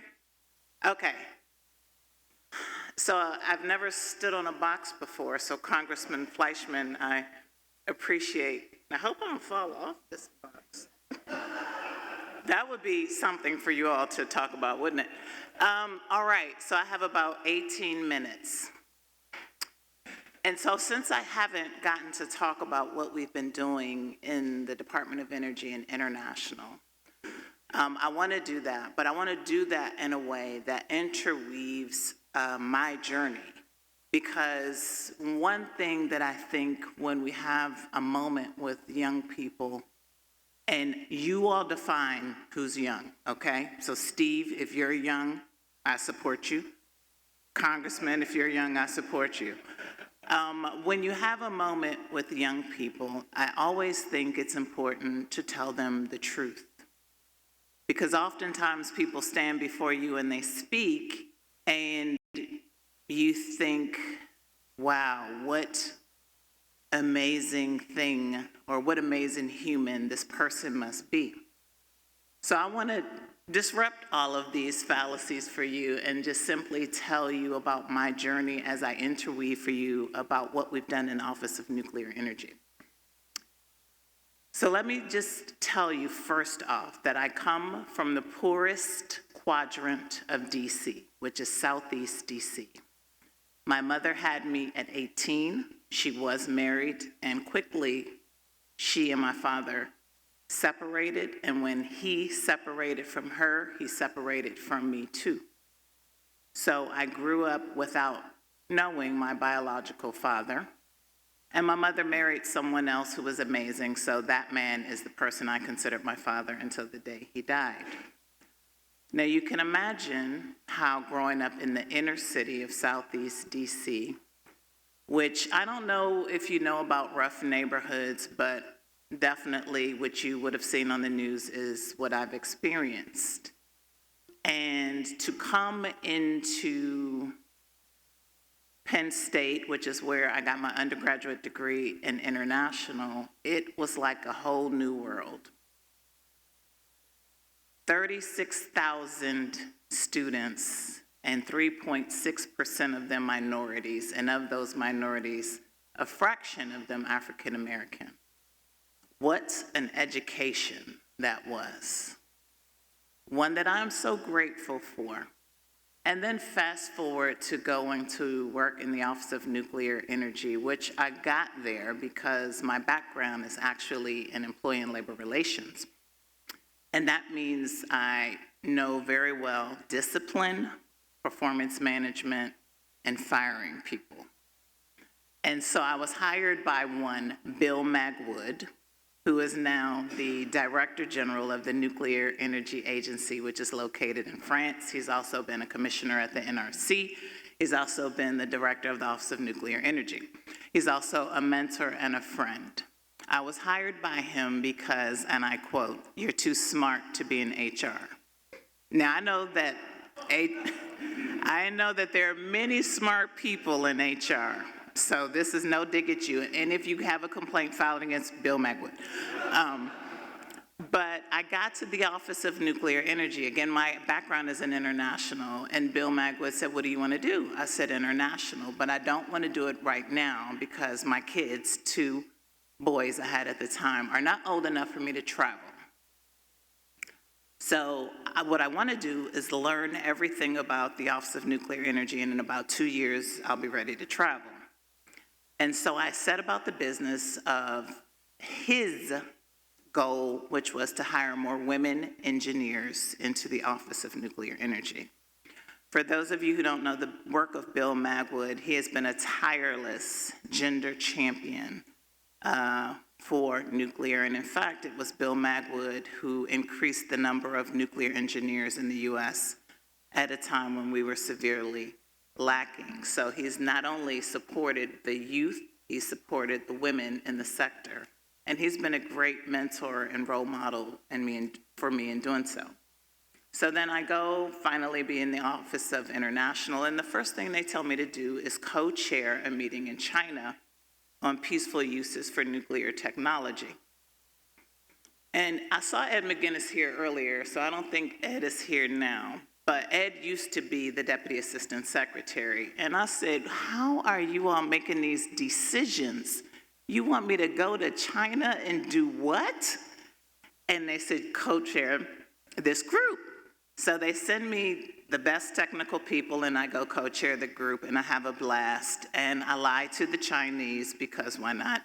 I lie to the Chinese, and I tell them, because they asked me, so I got to lie. They said, "You know basketball?" I said, "Yeah." They said, "Do you know Tim Duncan?" I said, "Yeah, that's my husband." And then, because how would they know who Tim Duncan's wife is? So lied to them, and then I told them the truth. But it was a whole lot of fun to watch people at dinner who had been drinking fall out of a chair, literally, because they thought I was Tim Duncan's wife. So moving on from my first experience. So what did that teach me? That taught me to say yes and figure out the rest. So my young people, that is my first lesson to you. And ladies, that is my lesson to you. I didn't question if I was qualified. I questioned the people that made the decision to send me. So since they're sending me, I'm qualified. But I didn't question if I was qualified, as women usually do. You know, men can say they can do anything. You give them a job description, it can be birthing a baby. They'll say, "Yep, we're qualified." Women, we second guess down to the 3rd paragraph, 3rd word. And so I want you to know that saying yes and figuring out the rest is definitely a smart move to do. So then from there, I did a lot of things in India, started the Civil Nuclear Working Group, worked with the Japanese, and then I got an opportunity to go to Japan to be the Director of Nuclear Operations in our embassy before Fukushima. So on March 11th, I was in an airport going home for vacation because my birthday was near, and the earthquake and tsunami happened. And so I was in that airport for 2 days, 40 hours. We were locked in, and all we knew were the images we saw on the television screen. And those images were of houses sliding off, just sliding into the water, and just destruction. And my only concern was that my mother know that I was okay. Because I knew if she woke up and she saw those images, she wasn't going to be okay. So I contacted my cousin through Facebook and said, contact my mother, tell her everything's good. And at that moment, after we could finally leave the airport, 40 hours later, and we found out, everything was okay outside because we couldn't see anything, I had a decision to make, which was, am I going to go home because I was already planning to go home, or am I going to go back to Tokyo? And quickly I said, I'll go back to Tokyo. So I go back, and the first thing I see is a bunch of Japanese people walking around with umbrellas. So it wasn't raining, so they were protecting themselves from the radiation. Oh, well, that's what they thought. They were protecting themselves from the radiation. And so immediately I wondered what the communication had been around nuclear, and specifically radiation from an accident. And as we worked night and day with the Japanese, we figured out that communication was non-existent, and that people were very, very afraid. And even people in the embassy, where we had a lot of Americans and Japanese locally employed staff, were very afraid. And we quickly understood that we have to focus on the communication. And so while the technical teams from the NRC met to deal specifically with on-site issues, and other companies came in, a lot of American companies, to include Westinghouse, we met every day and night with TEPCO and the Japanese government on communication. And we stressed to them the importance of sharing with people so that they would understand in plain English. The conversations were normally around millisieverts and things people didn't understand. But people understand, can I drink the water or not? Can I eat the fish or not? Can I drink the sake or not? Do I need this umbrella or not? And so that's where we really tried to push. And as I fast forward and think about all the things we've done in nuclear, communication continues to be at issue. I submit that communication is the biggest challenge we face in nuclear at this time. Now, why would I say that? Because people talk about financing, human resources, whatever. But if we look globally, public acceptance is a challenge, number one. But the communication, the way people talk about nuclear, I find that people talk about nuclear as though they're talking to nuclear engineers. We're not talking to people who don't understand nuclear to make them understand how it impacts their everyday life. People talk about turning on the light switch. They've mentioned that multiple times today. And everybody wants that light switch to come on. People don't understand that in the United States, in order to get that light switch to come on, 20% of that is nuclear energy, or for another country, it's more or less or whatever. And that you can't get there to be able to make sure you can always turn the light switch on, or always address the climate issues, or always address the energy security issues unless you have nuclear. We've not communicated in that way. We've not mastered the art of telling a story. And so back in 2011, fast forwarding to 2024, we're still failing at telling the right story about nuclear. And so when you think about how you can impact, telling the story is key, and making sure that you remember that the stakeholders are everyone. The stakeholder is a grandmother, the stakeholder is a 5-year-old, the stakeholder is an agrarian who's probably got a 5th grade education, and the list goes on and on. And I'm not just talking about in the US, internationally, those are our stakeholders. They're all different types of people. And some of them don't speak English, and some of them don't speak the language of the people in the city, and some of them speak different languages, and the list goes on and on about things we have to worry about. And so in our office, when we've thought about how we could make an impact and be value add, we've paid close attention to what it means to build a relationship. And while people talk about building a relationship, I would guess each of us has a relationship story, that a relationship just was not all that fun. So let's think about that, and we think about building a relationship, because sometimes there are highs and sometimes there are lows. And when we commit to that as we have committed to our partners around the world, that means we're going to hang in there. We're going to hang in there whether they did what they told us they promised would do. We're going to hang in there whether we have questions about how they handle things. We're going to hang in there if they didn't meet the deadline or have the money to do the conference or whatever it is. But we've made a commitment, and so we've done that around the world. And with the little bit of staff and funding that we've had, we've decided the best way that we can do things is to take a regional approach and build regional leaders. And so in places like Africa, we've put a regional clean energy training center in Ghana. We've made sure that we've gone to high school and below to make sure, again, in mentoring and building leadership and building communication, that we start to work there. Because we know they understand STEM very well. They've got more engineers in the making, doctors, lawyers, you name it, they've got it. People who want to study particle physics, astrophysics, just like they do in Romania. Like, those kids are just super bright. But what they might be lacking is a family structure that says you can do this. They might be the first person in their home to ever even leave the country. They might be the first person in their home to ever even go to college. And so we've started to make sure that we're not just trying to talk to somebody about an intergovernmental agreement, that we want to make sure your kids understand there is a future in STEM. And you don't just have to be a nuclear engineer.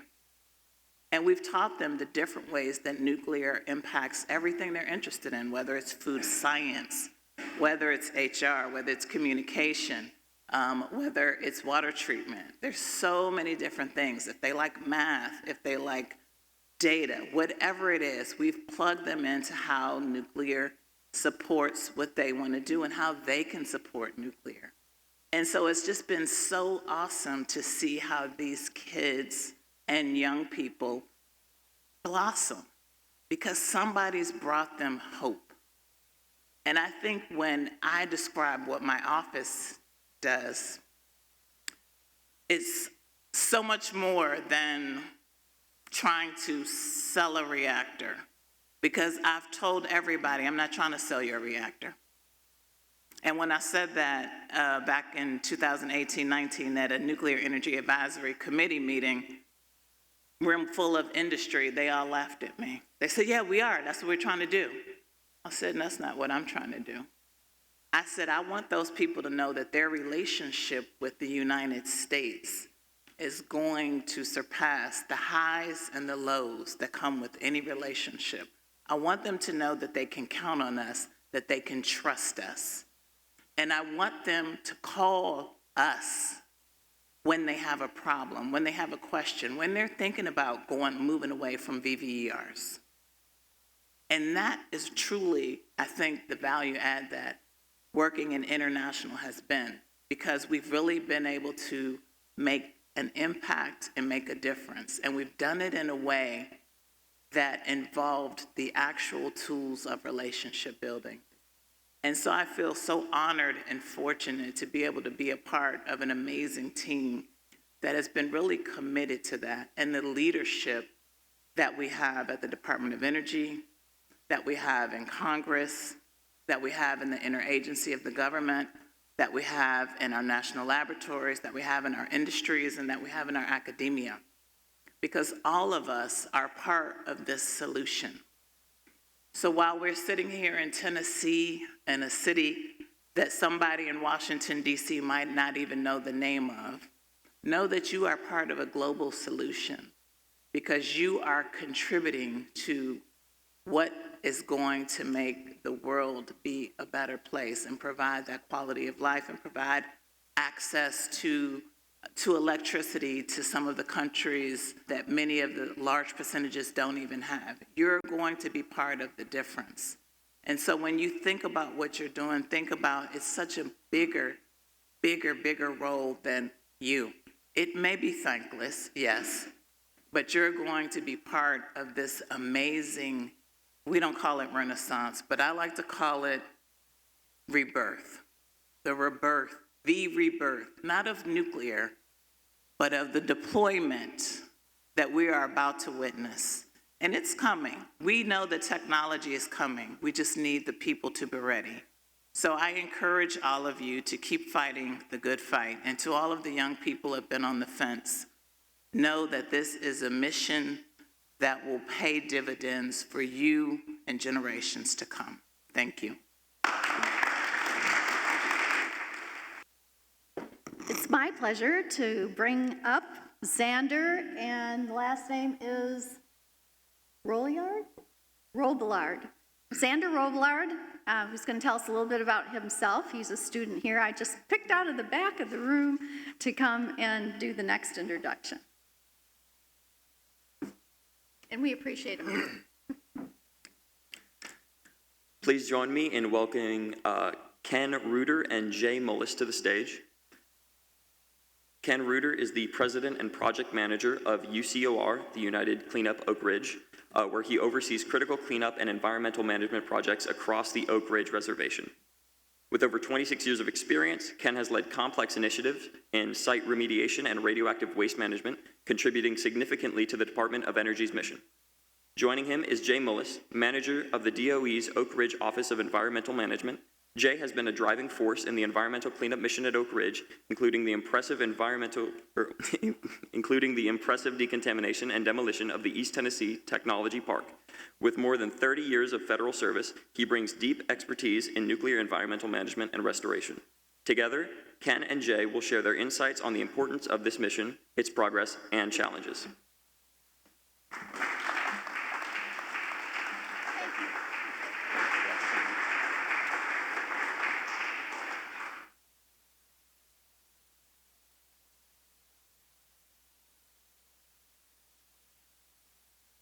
So thank you, Xander. I appreciate that. I've never thought of myself as having deep knowledge in anything except for maybe bourbon and whiskeys. So might give you some insight into how I spent my youth in college a little bit. And Michelle, thank you for inviting us to participate in this. Certainly appreciate that. And I was looking for Dr. Odom. Appreciate him putting this on as well. It's privileged to be here this afternoon and talk to you a little bit about what EM is doing. But I heard Alicia talking some about the step up here, and it got me to thinking about my experience in my family. All my family, including the women, are over 6 feet. So my brother and I are less than 6 foot, and we used to go to family parties and functions and always wondered what it would be like to be my first cousin who was 6'8" and actually could see everybody. So when I got married, I married a Sicilian from New Jersey who at 5'4" was the tallest person in her family. And so I used to like to go up there, and she thought it was to attend family functions for the food and the booze, but it was really because then I could tower over everybody and feel like my 6'8" cousin. So thank you for the step stool here so I can feel like I'm tall and can tower over. But with that, it's exciting to see everybody here and to see that industry, international partners, government partners, a couple of different wings of DOE, and academia can come together. I too have been around a while and seen the nuclear renaissance that did and didn't occur, and it's pretty neat to think that that is going to happen, and it's going to happen in Oak Ridge, Tennessee. Who would have thought that? And that EM has a key role in that I'll talk about here in a minute. So as you heard, I work for DOE's Office of Environmental Management. We're responsible for all the cleanup in Oak Ridge. That's at all 3 sites, Y12, Oronell, and EGDP, or what used to be called the K25 site, or the Oak Ridge Gaseous Diffusion site. And our focus for many years has been out at ETTP, getting done out there, and I'm proud that we basically are there. We have completed, as I think you heard from Xander talk about, the D&D out there. That was completed 4 years ahead of schedule and about $90 million under the contract value. And we have, back a few months ago in August, I guess a couple months ago, completed all the soil cleanup. And what that does is allow us to turn that property back over to industry for redevelopment. And I think you heard from Kairos, you heard from Orano, that wouldn't have happened unless we had cleaned that site up. So we're pretty proud of that and part of being part of that. Now we have changed our focus in many ways to focus on Y-12 and Oak Ridge National Laboratory, where we'll be making clean land available so that redevelopment can occur there from the other two program offices. And so that to me is pretty neat as well. Out at ETTP, there's more than 25 companies that have located out there, and that has there have been more than 3,000 acres turned over for redevelopment. So we're at the point where we've run out of property, which is consternating to folks around town now who are looking for additional property. So not a bad problem for us to have. But our story doesn't really stop with the cleanup. There's also innovative partnerships that we have had. We have that with industry and with academia, where we're helping develop the next set of folks that will come into our program, where that's from partnerships with UCOR, through UCOR with the unions, all the way up to higher learning, higher education, both here and at UT. And we're pretty proud of the involvement we've had here with helping stand up the nuclear program here at TTU, which couldn't have happened without the congressman. We certainly heard his call for that, and so happy to do that. And I'm getting the 3-minute mark here, so I'm going to wrap this up and turn it over to Ken to talk a little bit about UCOR and what they're doing for us, because I have the enviable ability to say, Ken, this is what I'm thinking I'd like for you to go implement, and he and his team have to implement it through the contract. So thank you for your time.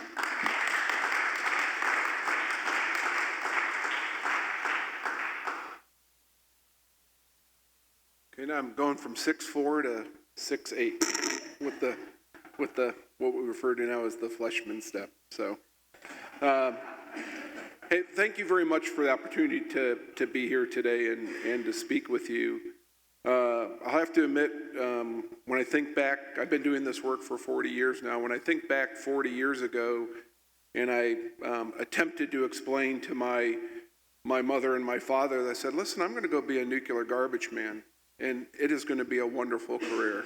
So, and so I sit here today having spent approximately 40 years working around the country, cleaning up our environmental legacy that led to our ability as a country to win the Great War. And it's been a very proud experience doing that. But I can think of no better place for that to culminate than in the state of Tennessee. And let me share with you why that's the case. It's because, and it's, I think a lot, why not Tennessee? They built the largest buildings ever built in the history of man.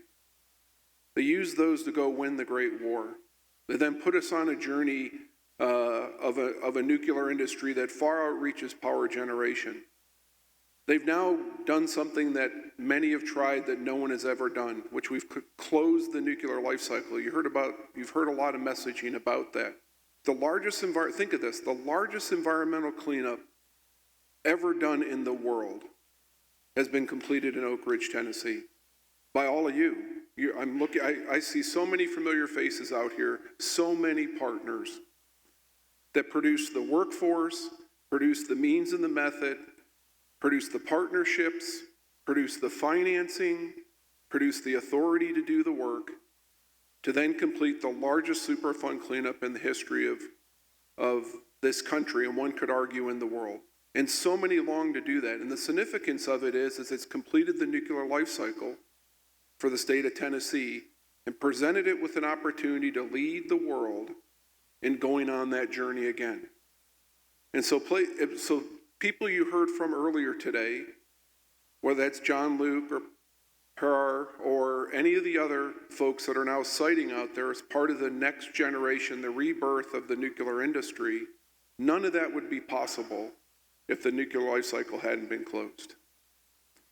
And so all the other locations around the globe, whether you go to Sellafield, Dune Ray, whether you go to Hanford, Washington, Savannah River Site, Idaho, Paducah, Portsmouth, they all want to be where we're at, which is roughly reducing $750 million a year of environmental liability, which is our moral and ethical obligation to do, and parlaying that into the largest federal land reuse program in the history of the Department of Energy, that then's enabling the largest capital investment by a company in the state of Tennessee, over $5.5 billion.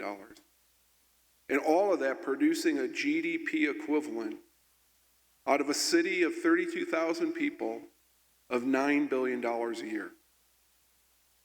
Think of that. So that's why Tennessee. Is because Tennessee is centered around yes, how, and never know why. Always ready to be called to its call to action, called to its service. And we're seeing that again by completing the nuclear life cycle and starting again. So Mr. Chairman, thank you for everything you do, because if your work isn't financed, you don't get to do your work, no matter how good you're at it. And Jay, thank you, because if somebody doesn't authorize you to do your work and be your customer, you don't get to do your work.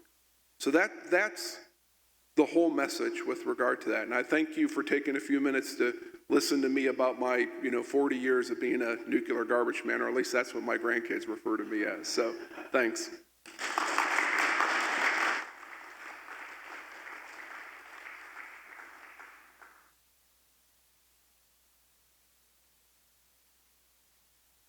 Thank you, Jay and Ken. So now we're drawing to our close, but we have a very special announcement before Congressman Fleshman brings us home. So as we look to the future in nuclear energy and nations that stand out with great ambitions, one of them has accepted our invitation to be our 2025 featured country for the World Nuclear Forum next year. We don't have a date yet, and that is Romania.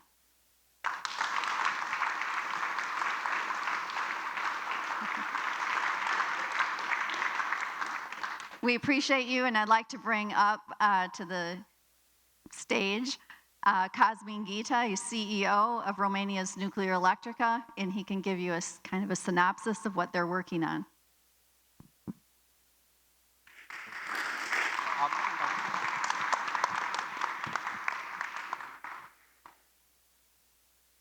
Thank you very much, Michelle. Distinguished guests, esteemed colleagues, fellow leaders of the nuclear industry, Congressman Alicia.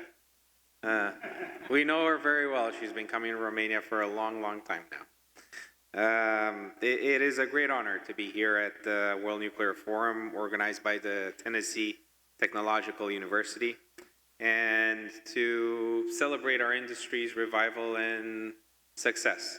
I know some of us are challenging whether this is going to be another renaissance or not. I truly believe this is it. We have to do this for the benefit of our future, my generation's future, clean energy, and to make sure that we have energy security moving forward and that we are well positioned to relaunch our industries and, as I said, maintain clean, decarbonized future, also in the midst of the current challenges where we're seeing a decrease of water levels. We must recognize that this journey to a low-carbon future is not one that any single country can navigate alone, and it does require combined efforts, insights, having partners that leverage their various strengths so that you can do this together. And we're in a very, very good combination, and we're proud of doing this with our trusted allies and partners.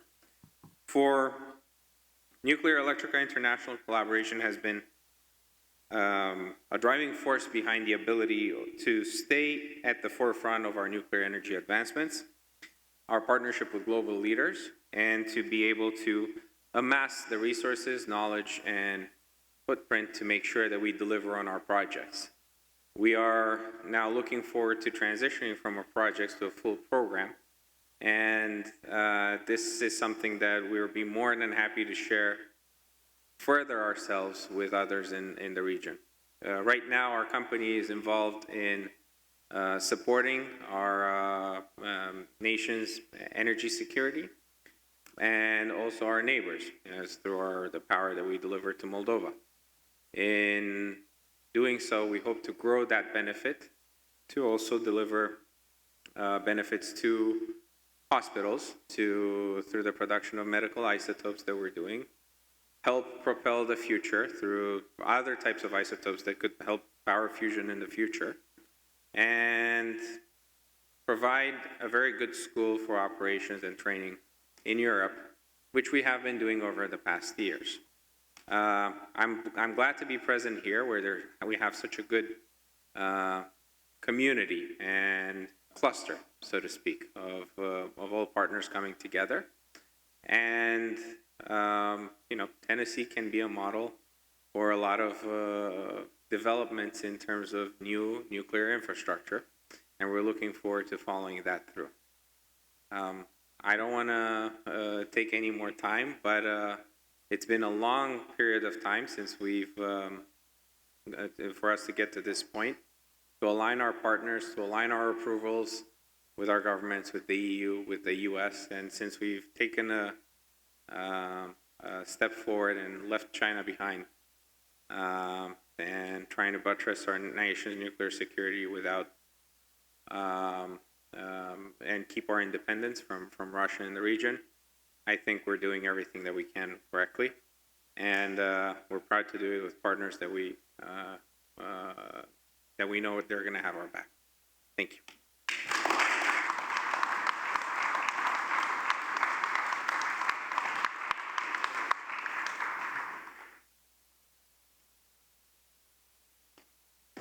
I do need the step. Well, what a fantastic program, because we've had so many fantastic speakers with us today. In fact, all of you that are here are dedicated to this mission. I didn't have anything really prepared in closing, but just listening to everyone really brings home the fact that so many here have dedicated most of their lives to this endeavor. Why? Because they feel that it's a important legacy to leave for their children and for generations to come, the good and positive things that nuclear energy can deliver for many, many years well beyond us being here. That's very impressive. To have countries that are not only our allies, but advocates. And so we hope that this World Nuclear Forum brings some of the world here to Tennessee for all of us to experience. For those that don't get to travel to the IAEA, Vienna, and other meetings, we hope that this will bring part of it to you, inspire the students here, and inspire each other. Get out of our silos a little bit. I think, Alicia, you spoke about, communications, which is what I was really hired to do in the Department of Energy and what I do now. In talking about nuclear, and I wasn't going to talk about this, but I think I will. I remember when I first started, I didn't know a whole lot about nuclear, but I knew how to communicate, build relationships, and so forth. And I was at a meeting that had big, open, square table with all the professors and the nuclear physicists and the engineers and me. And they were going around the room and introducing themselves, and I thought, what am I going to say? I'm not a nuclear engineer. But I just explained what I was hired to do, to make everything that you do come to life in a way people can understand and to support. And from that point on in the conversation around the table, and I couldn't believe this, they thanked me for what I was doing, which was so inspiring to me to keep doing what I'm doing for all of you. So let's now continue with the energy and dedication that this pivotal moment that Cosmin, Alicia, so many of you mentioned today in history demands. So we had 4 weeks to do this. I didn't do it alone. I have an assistant, Natasha, with Congressional Energy Engagement. There's so many here at Tennessee Tech that work so hard to bring this to life. The chef, the servers, Michael Akins, if he is still here, in the back there, they're sitting at the table, Letty Collier, and so many others. So I'd like us to take just a moment to give them a special applause.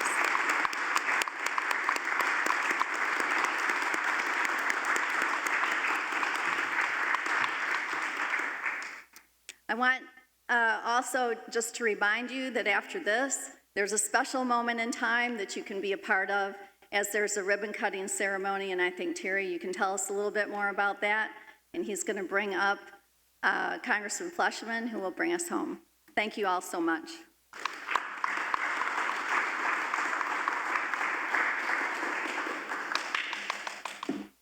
Thank you, everyone, for coming. With your participation, I think that this forum was a great success, so much so that we're going to do it again. So we're looking forward to that, and hopefully we won't do it in such a compressed time frame. After this, we will move over to the new engineering building, the Ashraf Islam Engineering Building. Easy to find. There are plenty of signs out, but just go out the side door between here and Derryberry, turn right, follow the sidewalks, and you'll run right into it. Just follow the crowd. Everybody will be moving in that direction right about now.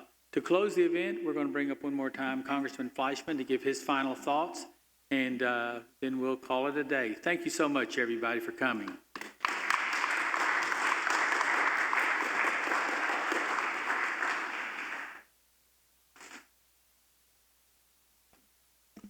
Thank you, Dr. Saltzman. After those wonderful testimonials today, I think anything I might say or add might be deemed superfluous, but I do feel compelled to say a few words. First and foremost, thank you.